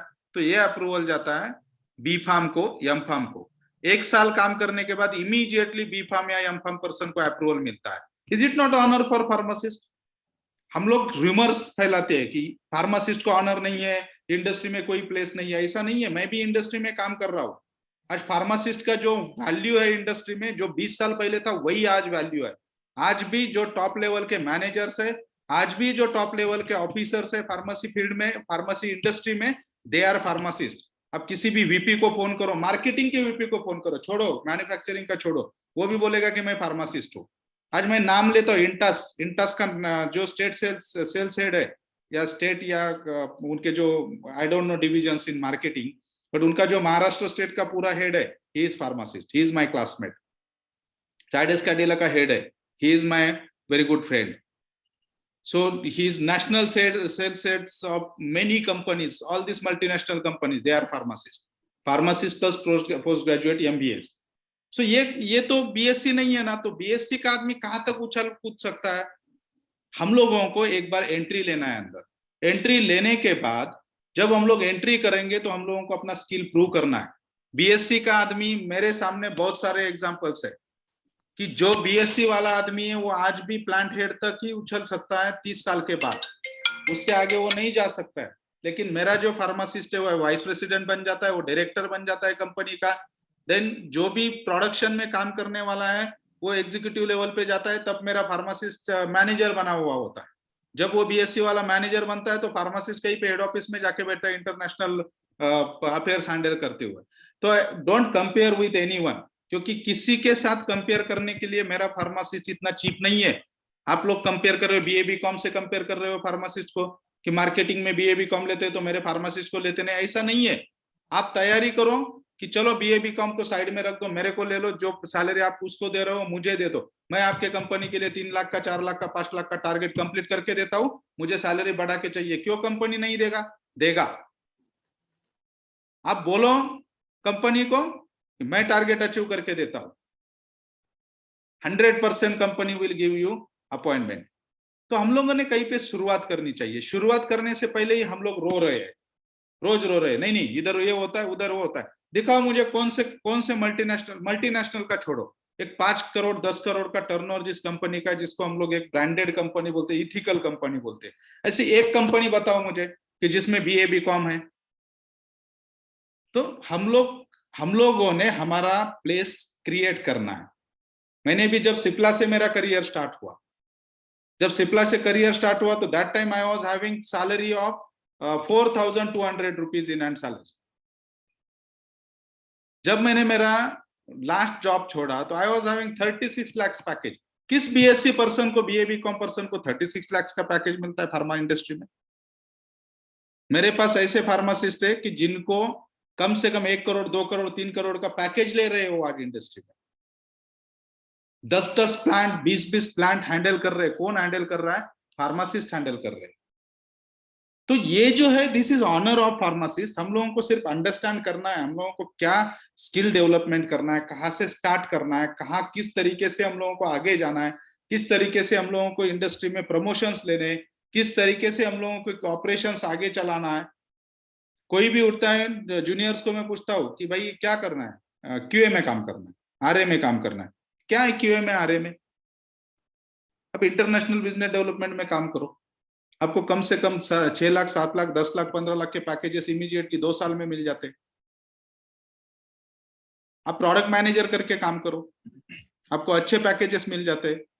बहुत सारे मेरे फ्रेंड्स है कि जो जूनियर्स है, दे आर सेइंग कि हम लोग मार्केटिंग नहीं करेंगे।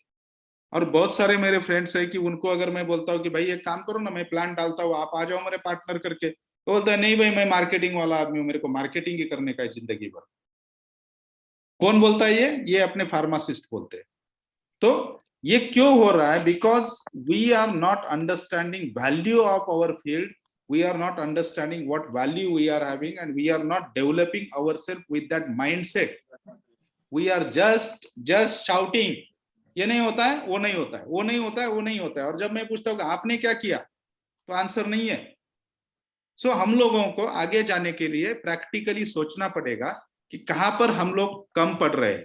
3 लाख लोगों को फार्मास्यूटिकल इंडस्ट्री महाराष्ट्र में जॉब नहीं दे सकती है। आपको उठना पड़ेगा, बैग भरना पड़ेगा, आप दिल्ली जाओ, चेन्नई जाओ, कहीं पे भी जाओ। आज बस से अगर कोल्हापुर से पुणे आना है तो 5 घंटा लगता है, एंड अगर फ्लाइट से दिल्ली जाना है तो 2 ही घंटा लगता है।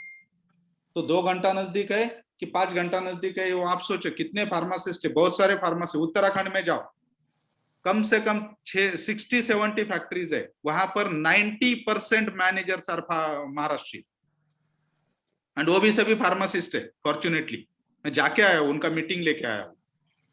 उत्तराखंड में क्वालिटी एश्योरेंस में जितने भी फार्मासिस्ट है, वो लोग बहुत अच्छे से काम कर रहे हैं और कम सैलरी में नहीं काम कर रहे हैं। 40,000 50,000 60,000 पर मंथ का कमा रहे, 3-3 साल 4-4 साल के एक्सपीरियंस में। सो ऐसा नहीं है कि फार्मासिस्ट को ये रिकॉग्निशन नहीं है इंडस्ट्री में। आप ध्यान देना छोड़ दो ये बीए बीकॉम बीएससी की तरफ, don't consider them. Always think in your mind कि they are not our competitor, क्योंकि वो खड़े भी नहीं रह सकते मेरे बाजू में। उनको बोलूंगा ग्रेनुलेशन का ये बताओ मुझे प्रोसेस, तो बता पाएंगे? नहीं बता पाएंगे। तो उनका नॉलेज कहाँ, मेरा नॉलेज कहाँ? तो आप इस तरीके से अगर कंपेयर करोगे तो इसका मतलब है आप क्या कंपेयर कर रहे हो कि आप किसी कंपनी के मैनेजर हो और बाजू में जो हाउसकीपिंग वाला खड़ा रहता है ना, उसके साथ आप कंपेरिजन कर रहे हो कि मैं मैनेजर हूँ और वो हाउसकीपिंग वाला मेरे से कंपटीशन कर रहा है। उसके साथ क्या कंपटीशन करना है हम लोगों को? सो किसी के साथ मेरे फार्मासिस्ट का कंपटीशन नहीं है। बिजनेस स्टार्ट करो, जिसको बिजनेस करना है मेरे पास आ जाओ, मैं आपको आइडियाज बताता हूँ बिजनेस का। बिजनेस स्टार्ट करो खुद का, क्योंकि हर जगह जॉब मिलेगा ही नहीं, मिलेगा या नहीं मिलेगा यू कांट से। हर एक को चाहिए गवर्नमेंट जॉब, गवर्नमेंट ने ये बढ़ाओ वो बढ़ाओ। अरे ठीक है ना, गवर्नमेंट जॉब मिलता है तो ठीक है, नहीं मिलता है तो you have to have mindset to start your own business और डू समथिंग एल्स। कितनी अपॉर्चुनिटीज है फार्मेसी फील्ड में, बहुत सारी अपॉर्चुनिटीज है। वो छोड़ के हम लोग हमेशा क्या सोचते हैं, नहीं नहीं ये नहीं होता है, बीएससी वालों ने ये किया, बीए वाले ने ये किया, बीकॉम वालों ने ये किया। सो इंडस्ट्री का सिचुएशन ये है। इसके बारे में किसी को कुछ क्वेश्चन रहेगा तो आई कैन आंसर। इंडस्ट्री मेरा सब्जेक्ट है इसलिए थोड़ा ज्यादा बोला मैंने।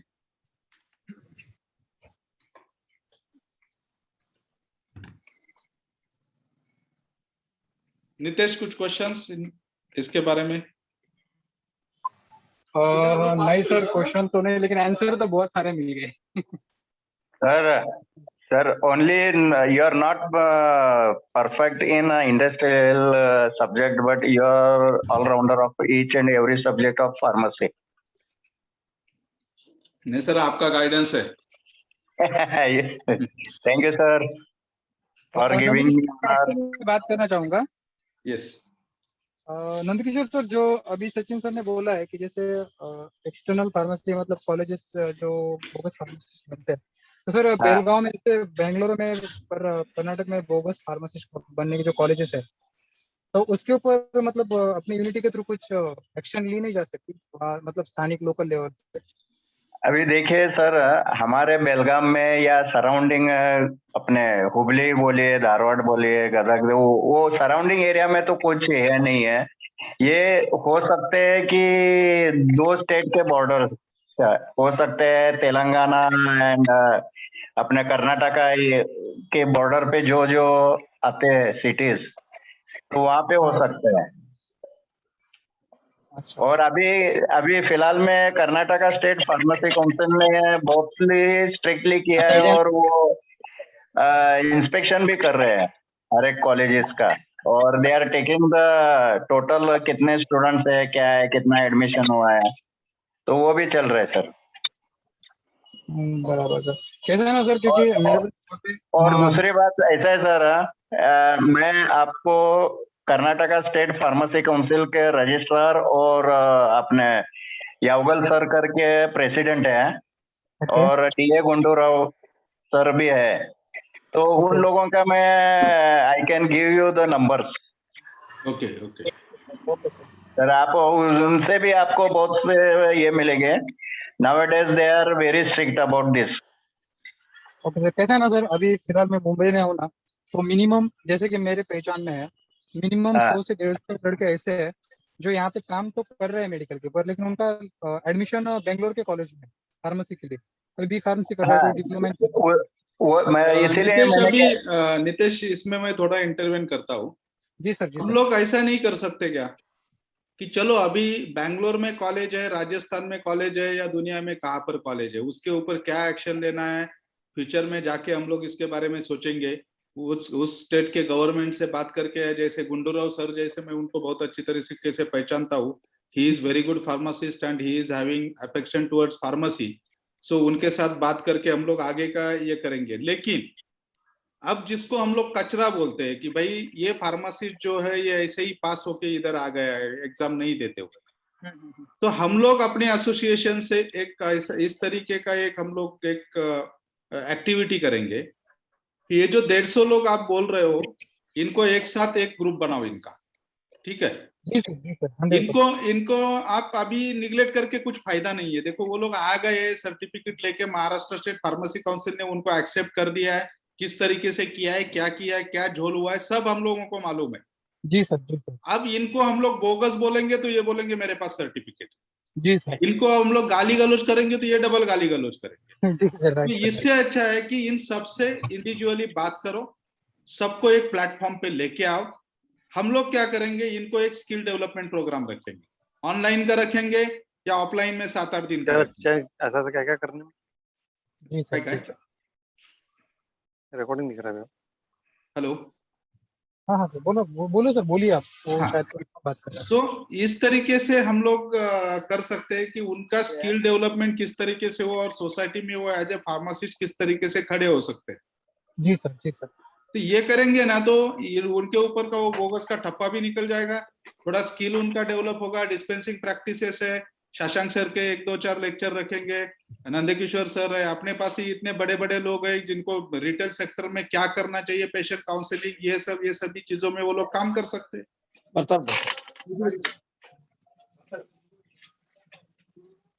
जी सर। Right sir. सर आपने जो बोला ना सर, उनका अभी राजपूत सर को बोला कि उनका एक ग्रुप बनाओ, ये बनाओ। मेरे को तो लगता है ये अपने 4,500 हजार जो भी अभी मेंबर है अपने टेलीग्राम में इंग्लिश जुड़े में हुए हैं, उनको ऐड कर दो। नहीं वो शायद मेरे हिसाब से मेरे को लगता है, I think there may be 15 to 20 people who have done pharmacy externally, वो भी हो सकते हैं इसमें रहेंगे। डिवाइड बाय 9 करना तो एक्स्ट्रा हुआ हमारे सामने। फिर पॉसिबिलिटीज आर देयर सर। हाँ, तो उनको मैं वही बोल रहा हूँ कि इनको हम लोग एक साथ लेके इनके डेवलपमेंट के बारे में भी सोचते हैं। चलो अभी आ ही गए फार्मेसी फील्ड में, तो कुछ ना कुछ करके उनको हम लोगों के साथ में लेके चलते हैं। जी सर। राइट, साथ में तो लेके चलना पड़ेगा, और उनका आगे चल के हम लोग अपना स्किल भी डेवलप कराएंगे। आप सही बोल रहे हैं। आगे से ये सब ना हो, इसके लिए हम लोग क्या कर रहे हैं कि जो बोगस फार्मासिस्ट का एक केस FIR दाखिल हुआ था, तो उसके बारे में नितेश आप काम कर रहे हो, उसका डिटेल्स निकाल लो हम लोग कोर्ट में इंटरवेंशन करेंगे और उसमें कुछ पेपर्स ऐसे ये करेंगे कि भाई आगे से ये सब स्क्रूटिनाइजेशन किए बिना यहाँ पर ना आए। जी सर, जी 100% श्योर सर। हॅलो. हाँ जी, बोलिए बोलिए। विजय सर बोला। हा दशपथे बोलतो. हॅलो. आता मी ऐकलं डिस्कस. एक बॉक्स में मला एक म्हणायचं आहे सर, हे जे सर्टिफिकेट घेऊन आले आहेत त्यांना स्वतःचं नाव लिहिता येत नाहीत, आपण यांची स्किल काय डेव्हलप करणार? त्यांना स्वतःचं नाव लिहिता येत नाही, कुठल्या कॉलेजचं नाव सांगता येत नाही, विषय माहिती नाही, त्यांना स्किल डेव्हलपमेंट करून म्हणजे आपल्या पोटावर पाय नाही मारतात. पण सर हे लोक डिस्पेन्सिंग तर करतात आहेत ना, आज हे इलिगली डिस्पेन्स करतायत किंवा एखाद्या पेशंटच्या जीवाशी खेळतायत. आणि त्यांच्याकडे विशेष म्हणजे त्यांच्याकडे महाराष्ट्र स्टेट फार्मसी काउन्सिलचा ऑथोराइज सर्टिफिकेट आहे. आपण जर लिगली त्यांच्याविषयी बोलायला गेलं किंवा लिगली त्यांच्यावरती ऍक्शन घ्यायला गेलं तर they are authorise by Maharashtra state pharmacy council. वहां पर जो रजिस्ट्रार बैठे हैं, वहां पर जो प्रेसिडेंट बैठे हैं, वो बड़े बड़े फार्मासिस्ट लोग हैं. उन्होंने उनको रजिस्ट्रेशन देने से पहले उन्होंने उनके बारे में सोचना चाहिए था. आज ऐसा कंडीशन है कि कोई क्रिमिनल भी रहेगा, उसका अगर फार्मेसी का रजिस्ट्रेशन कैंसिल करवाना हो तो वो भी महाराष्ट्र स्टेट फार्मेसी काउंसिल नहीं कर रहा है. काउंसिल गलत हाथों में है. और ऐसे केस में अगर हम लोग बोलेंगे कि ये फार्मासिस्ट बाहर से आए हुए हैं, इनको आप ये करो, इस तरीके से ये करो,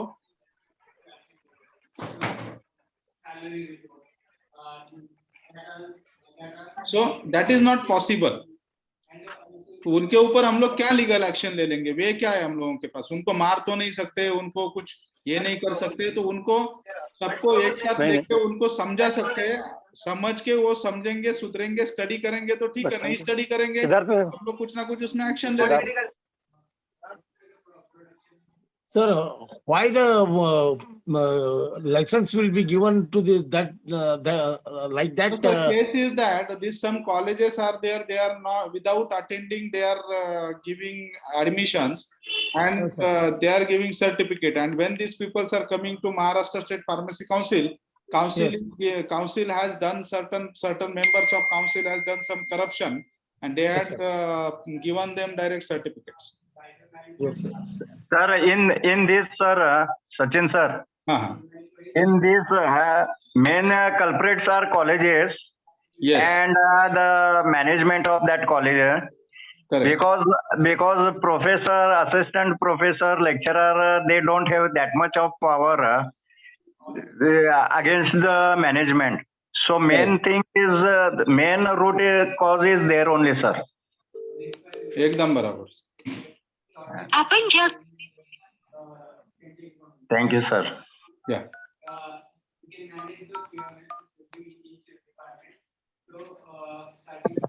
Sir, shortly today attendance is up to 32, 33. We will now everybody's work is to give the total today's Zoom meetings minutes to each and every our pharmacist colleague that in next meeting you have to join the meeting, so you will get more knowledge about the pharmacist work. Yes, and Rishikesh, you prepare minutes of meeting and display on the group. So next time we can discuss with better way. And next time I think all people shall speak. Because if I am alone speaking, then again it may create कि भाई dictatorship चल रहा है करके लोग चिल्लाना चालू करेंगे. Dictatorship नहीं होएगा सर. सर नमस्ते, good evening. Good Good evening, sir. हा बोला मिरजकर साहेब बोला. सर माझं एक for my advice is that for next Zoom meeting, so everyone has to be given an topic and not more do the discussion or any चर्चा कि council को हम गाली दे दें, इसको गाली दे दें, उसको गाली दे दें, एमपी को गाली दे दे, एमएल को गाली दे दे. सर ये अपना फार्मासिस्ट का काम नहीं है. We are also one of the line 1 corona warrior. What actually now the issuing of global issuing now it is happened. So on that, and what is the role of pharmacist nowadays, and what we take for ourselves, for our patients also. We should only the discussions going through. तो Nirankar sir. आपने sir अलग अलग topic दे दे, वो topic के ऊपर चर्चा करें तो सर अच्छा है, ऐसा मेरा करेक्ट एक करेक्ट। मन है। Nirankar sir. You are from Karnataka? Yes sir, I am from Karnataka, situated here only in Belgaum district. So what is my Nirankar thought? sir.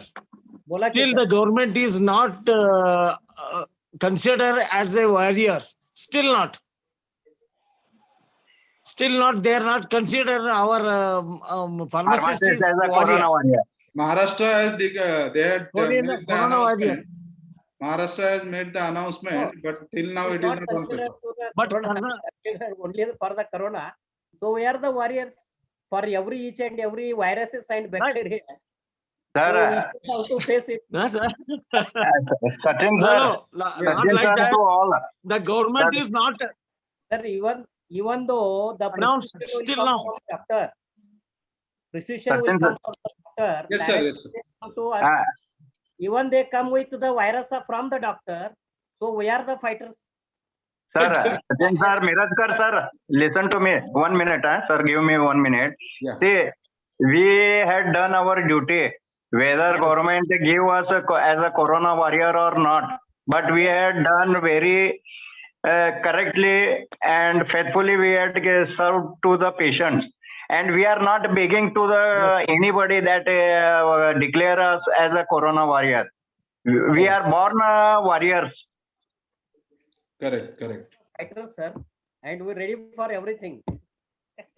या हम लोग लड़ेंगे। कुछ कुछ स्टूडेंट्स जो इंडस्ट्री में अभी फ्रेशर्स है, they peoples want to discuss some things, Yes, sir. Take them online. Yes.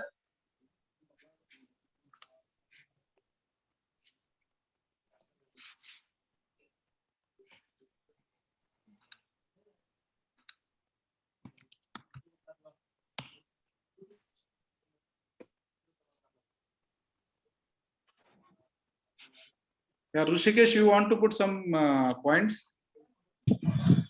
No sir, thank you. मला एकच म्हणायचं आहे सर. हॅलो हा बोला बोला. सर, आता ग्रुपवरती प्रत्येकानं लीड घ्यायला पाहिजे, एवढंच एक अपेक्षा आहे.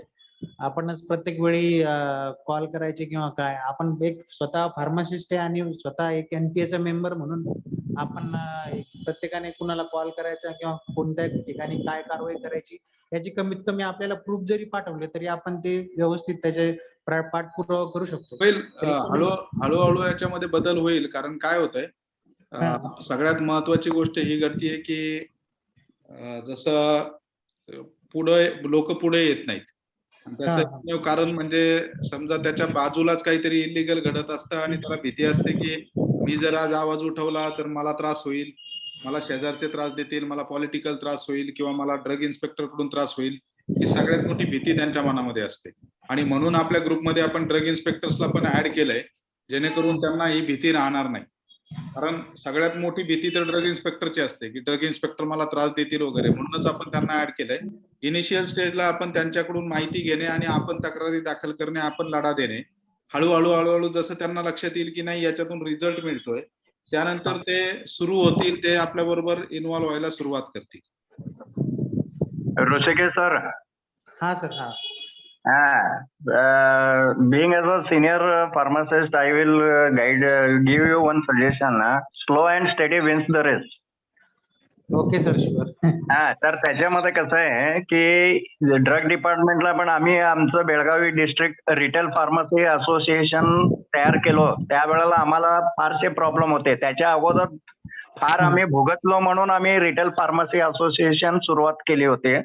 आणि त्या वेळेला पण आम्हाला कसे आहे की डिपार्टमेंटल म्हणा किंवा प्रत्येक फक्त आपलंच डिपार्टमेंट नाही, बाहेरचे पण डिपार्टमेंट जे होते ट्रेड रिलेटेड, तिथून सुद्धा आम्हाला प्रॉब्लेम होत होता.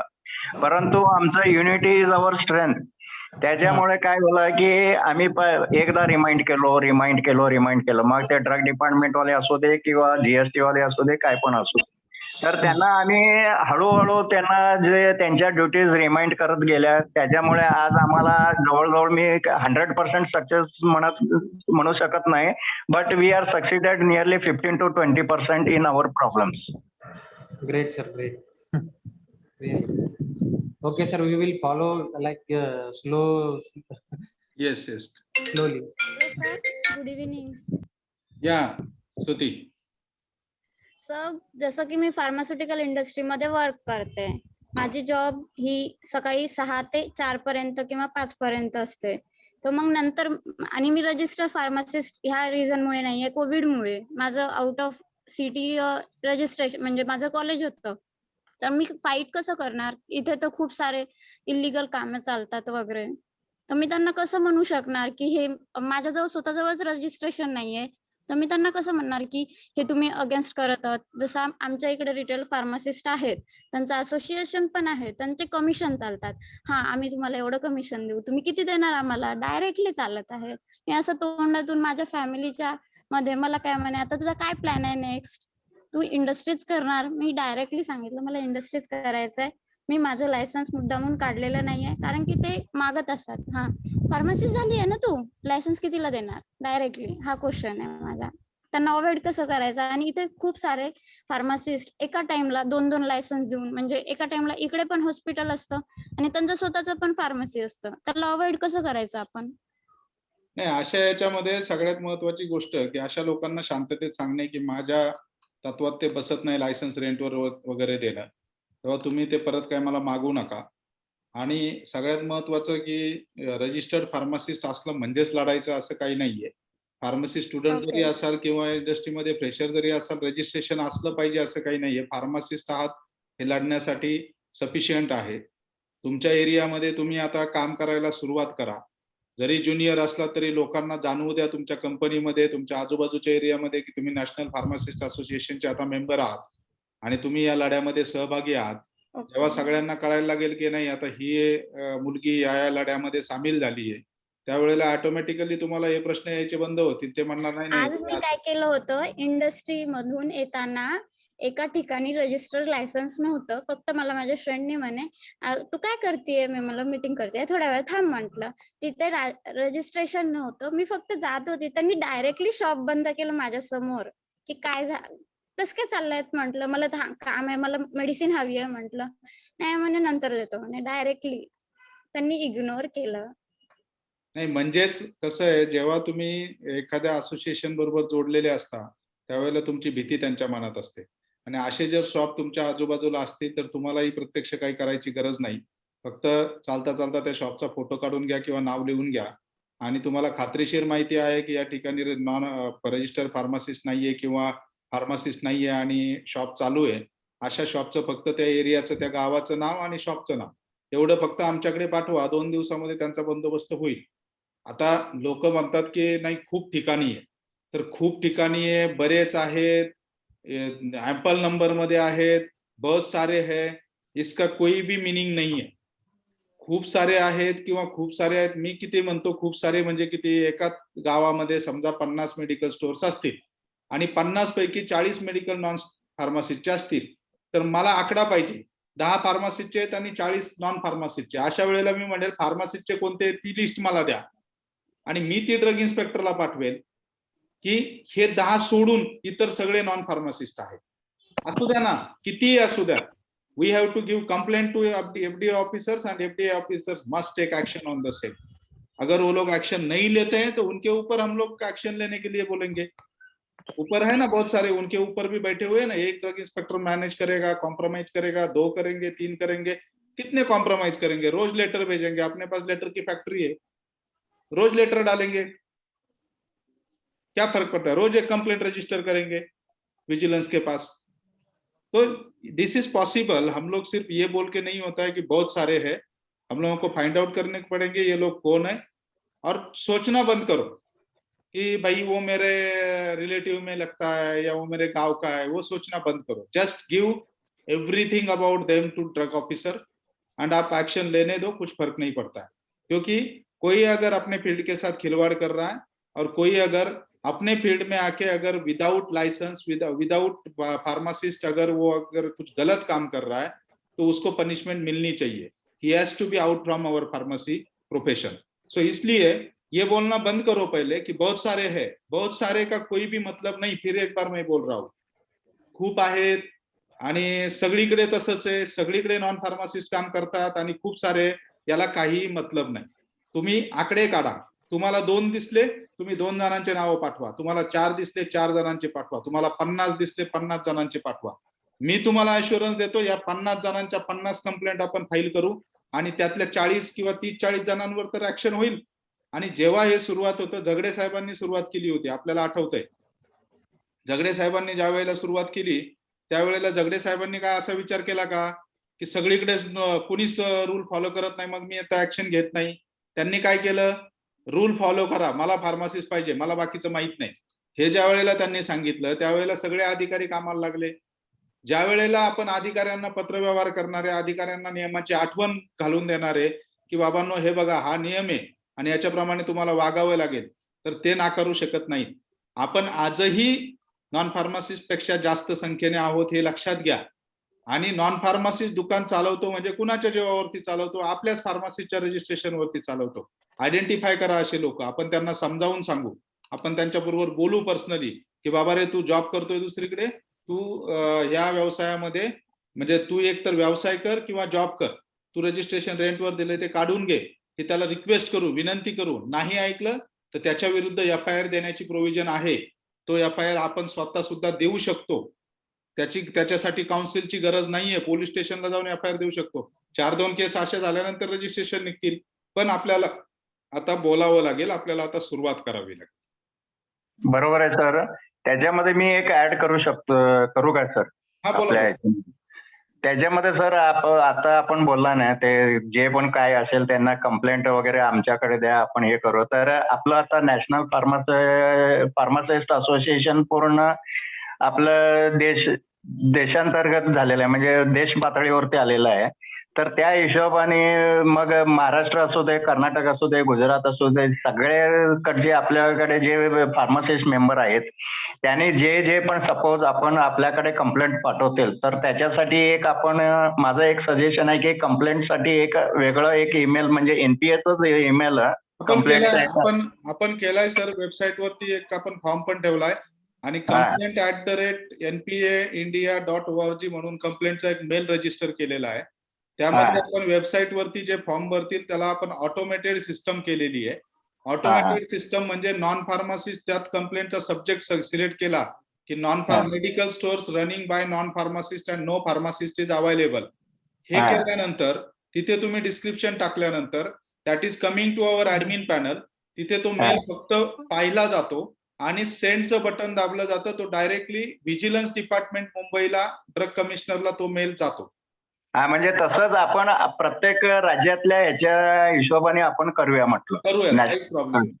मला तुमच्या तिथल्या ड्रग कंट्रोलर किंवा व्हिजिलन्सचा कर्नाटकचा हे मेल ID दिला तर तो आपण कर्नाटक स्टेट सिलेक्ट केलं की डायरेक्टली तिकडे मेल जाईल. तो मी फोन नंबर, त्यांचा ईमेल ID वगैरे सगळं A to Z मी तुम्हाला पाठवून देईल. आणि दुसरी तर सर ह्याच्यामुळे काय होईल की ऍटलिस्ट कमीत कमी आवक तरी येईल त्यांच्यावरती, म्हणजे अंकुश आल्यासारखं होईल. आणि दुसरी गोष्ट, आपल्या थोड्या मेंबर्स लोकांना काय वाटतंय की तुम्ही एक 10 मिनिटापूर्वी सांगितलेलं होतं की समोर पुढे कोणी येत नाही, भिवून म्हणा किंवा त्यांच्या मेंटली हिशोबाने म्हणा. तर ह्याच्यासाठी जे पण कंप्लेंट्स पाठवतील आपल्या NPAच्या ईमेल ऍड्रेसवरती, तर त्यांची ज्यांनी पण पाठवलेले आहे ती गुप्तता पाळली जाईल. म्हणजे आपल्याकडनं ते सर कसं केलेलं आहे, सर्व्हरचे राईट्स फक्त माझ्याकडे आहेत, दुसरं कोणी ती कंप्लेंट पाहू शकतो. हा, म्हणजे कसं आहे, थोड्या लोकांच्या मनात जरा संशय असतील तर ते पण आपण क्लिअर करू शकतो त्यांना. नाही, ते अडचण नाही, काही कोणालाही त्रास होणार नाही. आणि जर कोणाला समजा इतर ठिकाणावरून कुठून त्याने बोलता बोलता कोणाला सांगितलं तर त्याच्या पाठीमागे भक्कमपणे उभं राहायला नॅशनल लेवलला कुठेही आपण आहोत. कुणीही त्याला त्रास देणार नाही, त्या माणसाचं कुठलंही नुकसान होणार नाही, त्याच्यासाठी आपण आहोत. Yes sir, thank you. नितेश,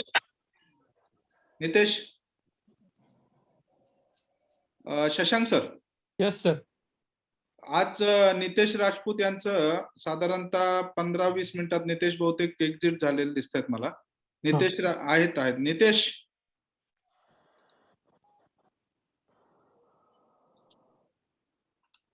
हा बोला सर. हा एकच मिनिट सर. तर नितेश राजपूत यांचं आज जगडे साहेबांबरोबर बोलणं झालं 15-20 मिनिटं. या सगळ्या आपल्या चळवळीची माहिती त्यांनी जगडे सरांना दिली आणि त्यांनी रिक्वेस्ट केली आहे की ते ग्रुपमध्ये ऍड होतील म्हणून. त्यांनी त्यांचा नंबरही पाठवलाय. फक्त त्यांना सांगितलं की एकदा तुम्ही पर्सनली बोलून घ्या पुन्हा एकदा सरांबरोबर आणि मगच ऍड करा, तसं ऍड करू नका. थोडस गायडन्स होईल. हा बोला सर. माझी रिक्वेस्ट आहे त्यांना की फार्मसिस्ट ग्रुपमध्ये झगडे सरांना नको. बरं. कारण आपले विषय असतात मग लोकल थोडे छोटे मोठे विषय, एखादा सेमिनार वगैरे आपण ठेवू शकतो. तसं करू शकतो. हाँ, एखादा सेमिनार वगैरह ठेवू सकते हो, एक जूम मीटिंग। और एक सभी लोगों से मेरी एक विनती है एक्चुअली, हम लोगों ने एक ट्राई किया है छोटा सा, हम रिटेलर है 2-3 लोग, हमने एक 10 सेशन बनाए हैं स्पेशली रिटेलर के लिए, फार्मेसिस्ट रिटेलर के लिए, कि सेल को कैसा बढ़ाया जाए, मतलब इस तरीके से ये लेके, मतलब each and every SOP is there. अगर किसी की इच्छा है तो वो हमें अप्रोच हो सकता है और ज्वाइन हो सकता है। So these are video session sir? हाँ, जूम पे। अच्छा, मतलब रिकॉर्डेड सेशन है कि कैसा है? नाही sir, live session. Live session, okay okay. Actually sir त्याच्या 2 बॅचेस झालेले आहेत। Okay okay, great. पण तुम्हाला सांगतो, म्हणजे जेव्हा जिथं प्रॅक्टिकल येतं, 50-50 लोकांचा ग्रुप होता, शेवटपर्यंत 5च लोक टिकले, कारण हार्ड आहे सगळं। बरं, ओके ओके ओके। पण त्यांना रिझल्ट भेटलेला आहे, ज्यांनी केले त्यांना। हा, आपण याचे एक व्हिडिओग्राफी नाही करू शकत का? नाही सर, आपण झूम बोर्ड ठेवतो हे सेशन, कारण आपण ह्याचं आम्ही त्यांना सांगतो आणि त्याच्याकडनं प्रॅक्टिकल्स करून घेतो। Okay, great great great great. करूया सर आपण हे। सध्या तरी अंडर ट्रायल चालू आमचं, 2 बॅच झालेत, अजून 3 बॅच झाले की आपण ते ओपन करू सर। बरं, चालेल सर, काहीच हरकत नाही। तर त्याच्यामध्ये सर आम्ही बेळगावी डिस्ट्रिक्टचे फार्मासिस्ट लोकांनी पण ह्या सेशनला सपोर्ट करू शकतो सर, म्हणजे करू ना सर, नॅशनल लेवलला राबू आपण, काहीच problem. Yes sir, yes sir. तर आपण तसं ग्रुपला टाकूया की ज्यांना इच्छा आहे त्यांनी जॉईन करा नाही, आपण आपल्याला बॅचेस अप्रूव्ह करून घ्याव्या लागतील शशांक सरांकडून, बॅच वाईज ऑपरेशन मध्ये जावं लागेल। हा, अजून फक्त एक महिना थांबा, आपण त्या 2 सेशन जर की आपण तिसऱ्या सेशनला आपण ऍड करू आपल्या लोकांना। चालेल, ओके ओके सर। म्हणजे सचिन आम्ही एवढं बारकाईने घेतलंय की सेल करताना काय काळजी घ्यायची। बरोबर प्रत्येक गोष्ट बारकाईने शिकवली जाते। सर आपण कोणत्या इथून आहे सर, आपलं जे आपण बोलायला ते? जी सर, मी Raigad district Raigad, Maharashtra, Pen. Okay, thank you sir. Sir, Shashank सरांचं, नंदकिशोर सर, बोला सरांची फार्मसीची प्रॅक्टिस म्हणजे जे हाडाचा फार्मासिस्ट म्हणता येईल अशा पद्धतीची प्रॅक्टिस आहे। 100% फार्मसी मध्ये 100% रूल फॉलो करू शकतो, याचं इथं जागतं उदाहरण म्हणजे शशांक म्हात्रे सर। सर मी त्यांचे आरसीडीए वरती मी त्यांचे सगळे वाचत असतो। पेशंट काउन्सिलिंग सुद्धा केलं जाऊ शकतं, यस, याचं बेस्ट उदाहरण म्हणजे शशांक सर। मी म्हात्रे सरांचे मी सगळे पोस्ट वाचत असतो आणि ते डिस्कस पण आमच्या मित्रांमध्ये करत असतो। आणि आरसीडीए ला फार जण आमचे कर्नाटकहून पण जुडलेले आहेत आपल्या फेसबुक वरती। बरोबर सर। काय तर प्रत्येक पोस्ट वाचत असतो मी। Okay, thank you sir. थँक्यू। अजून कोणाचे काही डिस्कशन पॉइंट्स? तर मग आपल्याला कॅन आय आस्क समथिंग? या प्लीज। सर, मला वाटते ही झूम मीटिंग ज्यासाठी ठेवली आहे, तर आपण एकमेकांचं इंट्रोडक्शन देण्यापेक्षा ज्याच्यासाठी डिस्कशन मीटिंग ठेवली ते डिस्कस करायला पाहिजे। मुलींचे खूप प्रॉब्लेम आहेत सर, ज्या मुलींनी फार्मसी केलेली आहे ना, ते प्रत्येक मुलीचं कुठे ना कुठे लायसन्स दिलेलं असतं आणि ऍज अ फ्रेंड आपण त्यांना नाही म्हणू शकत सर की तुम्ही स्वतः प्रॅक्टिस नाही करत तर लायसन्स का देता तुम्ही? तर आपण सर असं काहीतरी सांगा की आम्ही फक्त मुलींनी कुठलं मेडिकलचं नाव किंवा ऍड्रेस सांगून तुम्ही काहीतरी ऍक्शन घेऊ शकाल, कारण मी आम्ही तेच इथे घरी बसून मी तुम्हाला तेच सांगितलं ना की तुम्ही आता वेबसाईटला व्हिजिट केली तर तिथे मेल आयडी दिलेला आहे, कंप्लेंटचं पोर्टल. सर मुलींना ते एवढंही नॉलेज नसतं की कुठे ईमेल पाठवायचा आणि कुठे चेक करायचं. कुणीतरी पाठवावं लागेल ना, काहीतरी त्याशिवाय आम्हाला कसं कळणार? एक सिंपल टेक्निक आहे, आम्ही फक्त मेडिकलचं नाव किंवा ऍड्रेस जर तुम्हाला सेंड केलं पण तुम्ही ऍक्शन तुम्हाला- घेऊ शकता का? हो घेऊ शकतो ना, पाठवा ना तुम्ही. तेच सांगितलं ना मी, Email. तुम्ही आमच्याकडे पाठवा. हम्म. फक्त नाव मेडिकलचं आणि गावाचं नाव तुम्हाला पाठवायचंय, बाकीचं आम्ही बघतो ना काय करायचं. Sir, Yeah. but there must be one obligation, sir. Yes. Suppose tomorrow the complaint sender deny that I have not told anything, this and that. No, we are not doing that one. Our strategy is different. We are sending this information to local drug inspector, and local drug inspector, it is local drug inspector's duty to verify the same. Okay. Thank you. If he founds anything, there might be two chances. One is of settlement and another is action. But settlement भी होता है या कुछ भी होता है तो एक एक्शन होता है कि वो रूल में आ जाता है कि नेक्स्ट टाइम ऐसा करो मत, अभी मैं एक्शन नहीं ले रहा हूँ, अभी सिर्फ वार्निंग देके छोड़ रहा हूँ, ऐसा करके वो छोड़ Correct. Priority is number one settlement, sir. नहीं। मैं एक सिंपल चीज बोलता हूँ आपको, सेटलमेंट भी होता है या कुछ भी होता है तो वी कैनॉट अवॉइड दैट कि बंद दरवाजे के पीछे क्या हुआ है हम लोगों को पता नहीं है, बट एटलीस्ट नेक्स्ट टाइम वो आदमी फिर से ये करने से डरता है क्योंकि उस टाइम उसका सेटलमेंट में भी पैसा चला जाता है। नेक्स्ट टाइम सर आणि एक विचारायचंय, हाँ बोला। सर आपण ज्यांच्याबद्दल कंप्लेंट दिलेली आहे ते रिटेलर द्यायला विचारू शकतात ना की इन्फॉर्मेशन विचारू शकतात का तुम्हाला माझ्याबद्दल कोणी इन्फॉर्मेशन दिली, कोणी माझं नाव कंप्लेंट सांगू द्या, नॅशनल फार्मासिस्ट असोसिएशनचं नाव सांगू द्या ना त्यांनी, नाहीतर माझं नाव सांगू द्या, काही फरक पडत नाही त्यांनी। म्हणजे ज्यांनी कंप्लेंट केली आहे त्यांचं तर नाव नाही येणार ना? कसं येईल त्यांचं नाव? आमच्याकडून त्यांचं नाव गेलं तरच येईल ना। आमचं कर्नाटकाचं नाव सांगून टाका madam. Madam me Thank you, तुम्हाला sir. सांगू इच्छिल, हॅलो मॅडम, नितीश हा? बोलतोय. मी तुम्हाला एक सांगू इच्छिल, याच्यामध्ये एक छोटासा म्हणजे एक क्लू म्हणून एक तुम्ही असं करू शकता, जसं की ज्याच्याकडे तुम्हाला कंप्लेंट करायची आहे त्या हा. मेडिकल स्टोअरचं नाव, त्या ओनरचं नाव तुम्ही एक चिठ्ठीमध्ये लिहून पोस्टाने करू शकता आणि नॅशनल फार्मासिस्ट असोसिएशन खाली पण राईट करून पाठवू शकता, म्हणजे जेणेकरून कुणाला कळणार आणि कोणी कंप्लेंट केली आणि कशी ती Yes. सगळ्यात बेटर. आणि मॅडम काय माहितीये का, एकदा तुमच्यात अशी एकदा हिंमत आली ना की तुम्हाला कोणाची भीती वाटणार नाही. तुम्हाला घाबरतील लोक तुम्ही गेल्यावर. हो सर, बट तो फर्स्ट स्टेपच खूप हार्ड असतो. हा, हे मान्य आहे. म्हणून तर आपण असोसिएशन म्हणून एकत्र येतोय ना। कारण मी स्वतः जॉबलेस झालेले आहे सर, कारण मी बरेच ठिकाणी गेलेले आहे इंटरव्ह्यू साठी पण प्रत्येक ठिकाणी लायसन्स दुसऱ्याचं आणि तुम्ही फक्त इथं काम करायचं एवढंच ते बोलतात. अशा दुकानांचे नाव शोधायला चालू करा आणि आमच्याकडे पाठवा। मॅडम का तुम्हाला काही प्रॉब्लेम असला तर मला पर्सनली बोलू शकता, मी तुम्हाला गाईड करेन. ठीक आहे? Okay sir.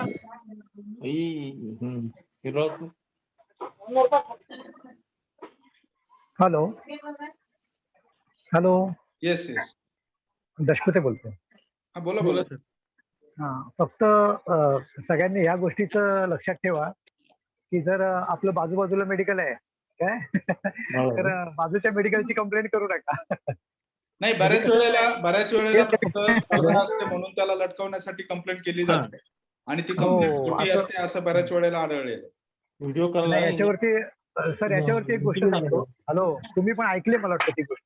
हा बोला. हॅलो, बोला सर. दोन मेडिकल वाले बाजूबाजूला असतात आणि खूप दोघेही देवाचे भक्त असतात, पण शंकर भगवान एका मेडिकल वाल्याला प्रसन्न होतात आणि मग त्या मेडिकल वाल्याला सांगतात की तू माझ्याकडनं एक वर घे, तुला काय पाहिजे. तर तो मेडिकल वाला शंकर भगवानकडे वर मागतो की सर समोरच्या मेडिकल वाल्याला त्याच्या डबल मिळणार काय, समोरच्या मेडिकल वाल्याला मी ते डबल देणार.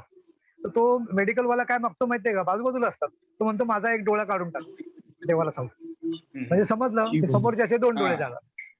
फक्त ह्या गोष्टीचं असं विपर्यास व्हायला नको कंप्लेंटचा, की जो खरोखर जिथे चुकीचं चाललंय तिकडचीच कंप्लेंट जायला पाहिजे. एक बाजूबाजूला मेडिकल आहे म्हणून मग त्याचं उगाच कंप्लेंट करायची वगैरे असं नको व्हायला. या गोष्टीचं पण आपल्याला तारतम्य पाळावं लागेल, शहानिशा करावी लागेल. सौरभ पाटलांचा प्रश्न आहे की मेडिकल रिप्रेझेंटेटिव्ह म्हणून ज्या वेळेला आम्ही केमिस्टकडे जातो तिथे फार्मासिस्ट जरी असेल तरी त्याच्याकडून रिस्पेक्ट मिळत नाही. तर सगळ्यात महत्वाचं तुम्ही एक काम करा. आता आपण ऑर्गनायझेशन एकत्र करतो आहोत. केमिस्ट येत आहे, सॉरी फार्मासिस्ट येत आहेत बरेच, आणि मेडिकल वाले फार्मासिस्ट असतील किंवा हॉस्पिटल फार्मासिस्ट असतील. आपण सातत्याने सगळ्यांना सांगतोय की रिस्पेक्ट एव्हरीवन. आपला फार्मासिस्ट असेल तर त्याला रिस्पेक्ट दिलाच पाहिजे. याला वेळ लागेल. आपण ज्या वेळेला नॅशनल लेवलला मोठ्या प्रमाणावरती एकत्र येऊ त्यावेळेला मात्र फार्मासिस्टला आपण त्या मानसिकतेत आणू की आता आपण सांगतोच आहे. म्हणजे बऱ्याच ठिकाणी आपण आता मीटिंग्स असतील किंवा ग्रुप्सवरती असेल आपण सांगतोय की नॉन फार्मासिस्ट जर मेडिकल रिप्रेझेंटेटिव्ह आला तर त्याला 1 तास बाहेर उन्हामध्ये उभा करा. त्याला लवकर चान्सच देऊ नका, आणि फार्मासिस्ट आला की त्याला चहा पाजून पाठवा. तर हळूहळू या गोष्टी घडतील. कारण या सवयी आपणच लावलेल्या आहेत. त्याला कारण कंपनी हे सुद्धा कारण आहे, डॉक्टर्स कारण आहे. मग मेडिकल वाल्याला सगळ्यांनी इरिटेट करायचं जाऊन, आणि मग तो वैतागतो, त्याला आधीच त्याला त्रासात असतो तो, हे सगळ्या गोष्टी असतात. पण कुठेतरी आपण पॉझिटिव्ह मानसिकतेतून घेऊ याला.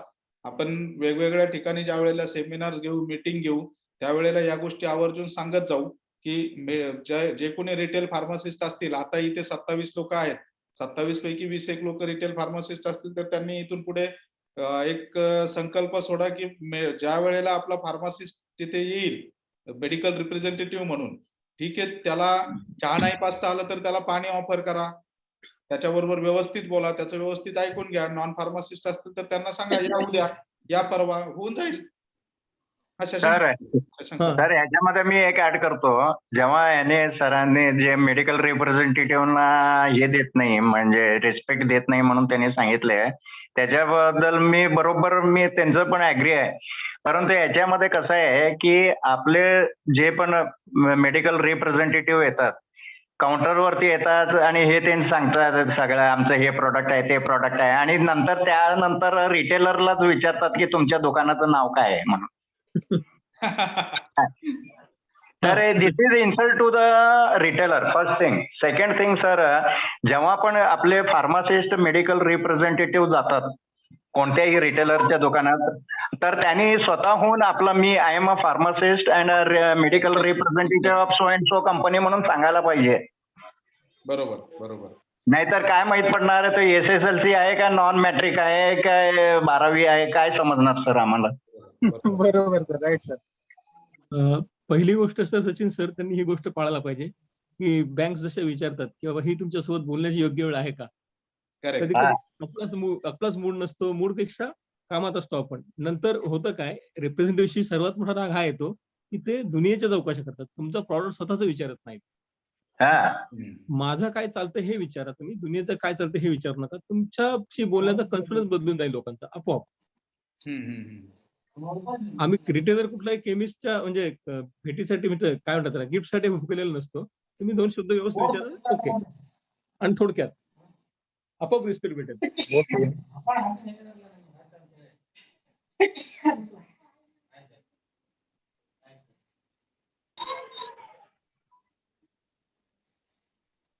अजून कोणाचे काही प्रश्न? सर एक विचारू का? बोला. सर, डिप्लोमाचे जे स्टुडंट आहेत पास आउट, त्यांना काय स्कोप आहे इंडस्ट्रीमध्ये, म्हणजे त्यांचं काय स्टेटस आहे जॉबचं सध्या? इंडस्ट्रीमध्ये डिप्लोमाला फक्त ऑपरेटिव्ह लेवलला घेतलं जातं, आणि काही ठिकाणी QC वगैरे क्वालिटी कंट्रोलला घेतलं जातं. बाकी याच्यामध्ये सर बाकी जागांचं लक्षात घेता म्हणजे जे रिक्रुटमेंट करतात त्याच्या बदल्यात आम्ही कुठेच आजपर्यंत D.Pharm साठी पोस्ट बघलाच नाही सर. माझं 2018 ची पास आउट आहे. इंडस्ट्रीमध्ये D.Pharm साठी जे आहे ते फक्त आणि फक्त ऑपरेटिंग लेवलला आणि QC मध्ये काही ठिकाणी घेतलं जातं. बाकी ठिकाणी D.Pharmला चान्स दिला जात नाही. बिकॉज मॅन्युफॅक्चरिंग D.Pharmचं जे आहे कोर्सच डिझाईन केलेला आहे तो सेल साठी केलेला आहे. म्हणजे जे बिझनेस काय म्हणतो आपण, drug store management. So drug store and business management sir, बरोबर. ड्रग स्टोर मॅनेजमेंट साठी हा कोर्स डिझाईन केलेला आहे, आणि त्याला ग्रॅज्युएशन असेल तर काही ठिकाणी QC ला वगैरे घेतात. पण शक्यतो नाहीये industry. Okay.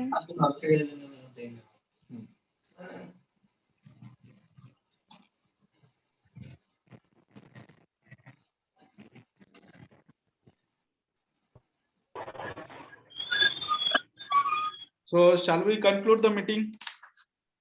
Or Yes, any sir. other questions?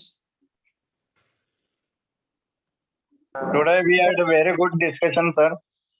We have highlighted some points, and in future coming days we will highlight more subjects. Yes, yes, sir.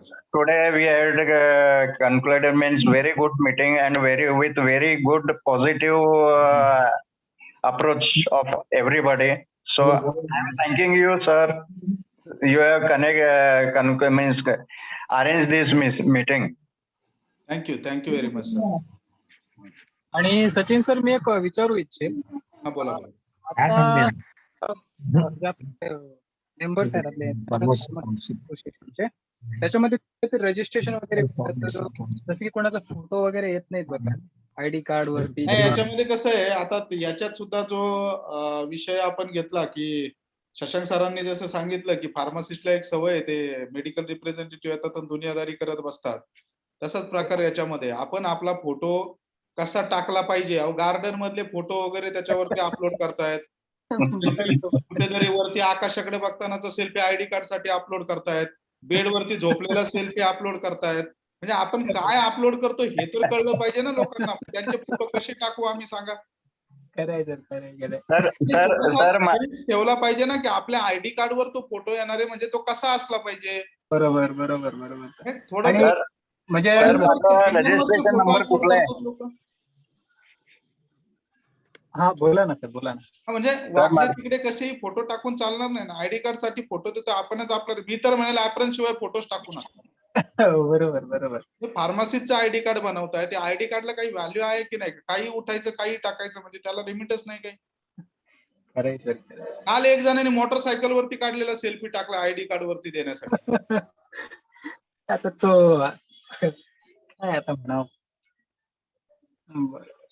आणि सर काही टेक्निकल इश्यू पण येत आहेत, जसं की रजिस्ट्रेशन करतायत ना मुलं, तर त्याच्यामध्ये कोणाचं जसं की आपलं लायसन नंबर आपण जेव्हा रजिस्टर्ड फार्मासिस्टचा आपण लायसन नंबर टाकतो ना, त्यावेळेस काहींचं डायरेक्ट डिटेल म्हणजे आपोआप फिल होते आणि काहींचं डायरेक्ट 2,49,000 रजिस्ट्रेशन नंबर पर्यंतचे डिटेल आपल्याकडे आहेत आपल्या डाटाबेस मध्ये. 2,49,000 फार्मसीचा डाटा आपल्याकडे आहे. तो आपण ऑलरेडी सर्व्हरला टाकलेला आहे. त्यामुळे तिथपर्यंतचा नंबर टाकल्यानंतर डिटेल्स येतात आणि त्याच्या पुढच्यांना जे आहे ते फिल करायचे. तिथे प्रोव्हिजन दिलेली आहे फिल करायला. Okay sir. सर त्या थोड्या याच्यामध्ये आयडी मध्ये फार्मसिस्ट रजिस्ट्रेशन नंबर जरा रॉंग आलेला आहे. माझं सुद्धा आलेलं आहे सर. नाही, ते करता येईल सर, करेक्शन करता येईल. Okay sir. Thank you sir. Thank you sir. आणि नंदकिशोर सर, तुम्ही एवढी मराठी बोलताय ना, मला वाटलं तुम्हाला मराठी येत नसेल. Sir for your kind information, माझं 1ली ते 10वीचं शिक्षण मराठीत झालेलं आहे. आणि आणखी बेळगाव म्हणजे कसं आहे, कर्नाटक महाराष्ट्र बाउंड्रीवरती असल्यामुळे आम्हाला प्युअरली बोलता नाही आलं तरी पण आपण कन्नड मराठी सगळं म्हणजे आपण बोलू शकतो. बरोबर. नाही, मला वाटलं तुम्हाला मराठी येत नसेल म्हणून तुमच्याशी. मॅक्झिमम लोक मराठी बोलतात, म्हणजे 70% लोक मराठी बोलतात बेळगावमध्ये. चालेल, आपण कन्क्लूड करू. Okay sir. Thank you sir. Thank you very much. Have a nice day. Thank you sir. Okay sir. Thank you sir. Thank you.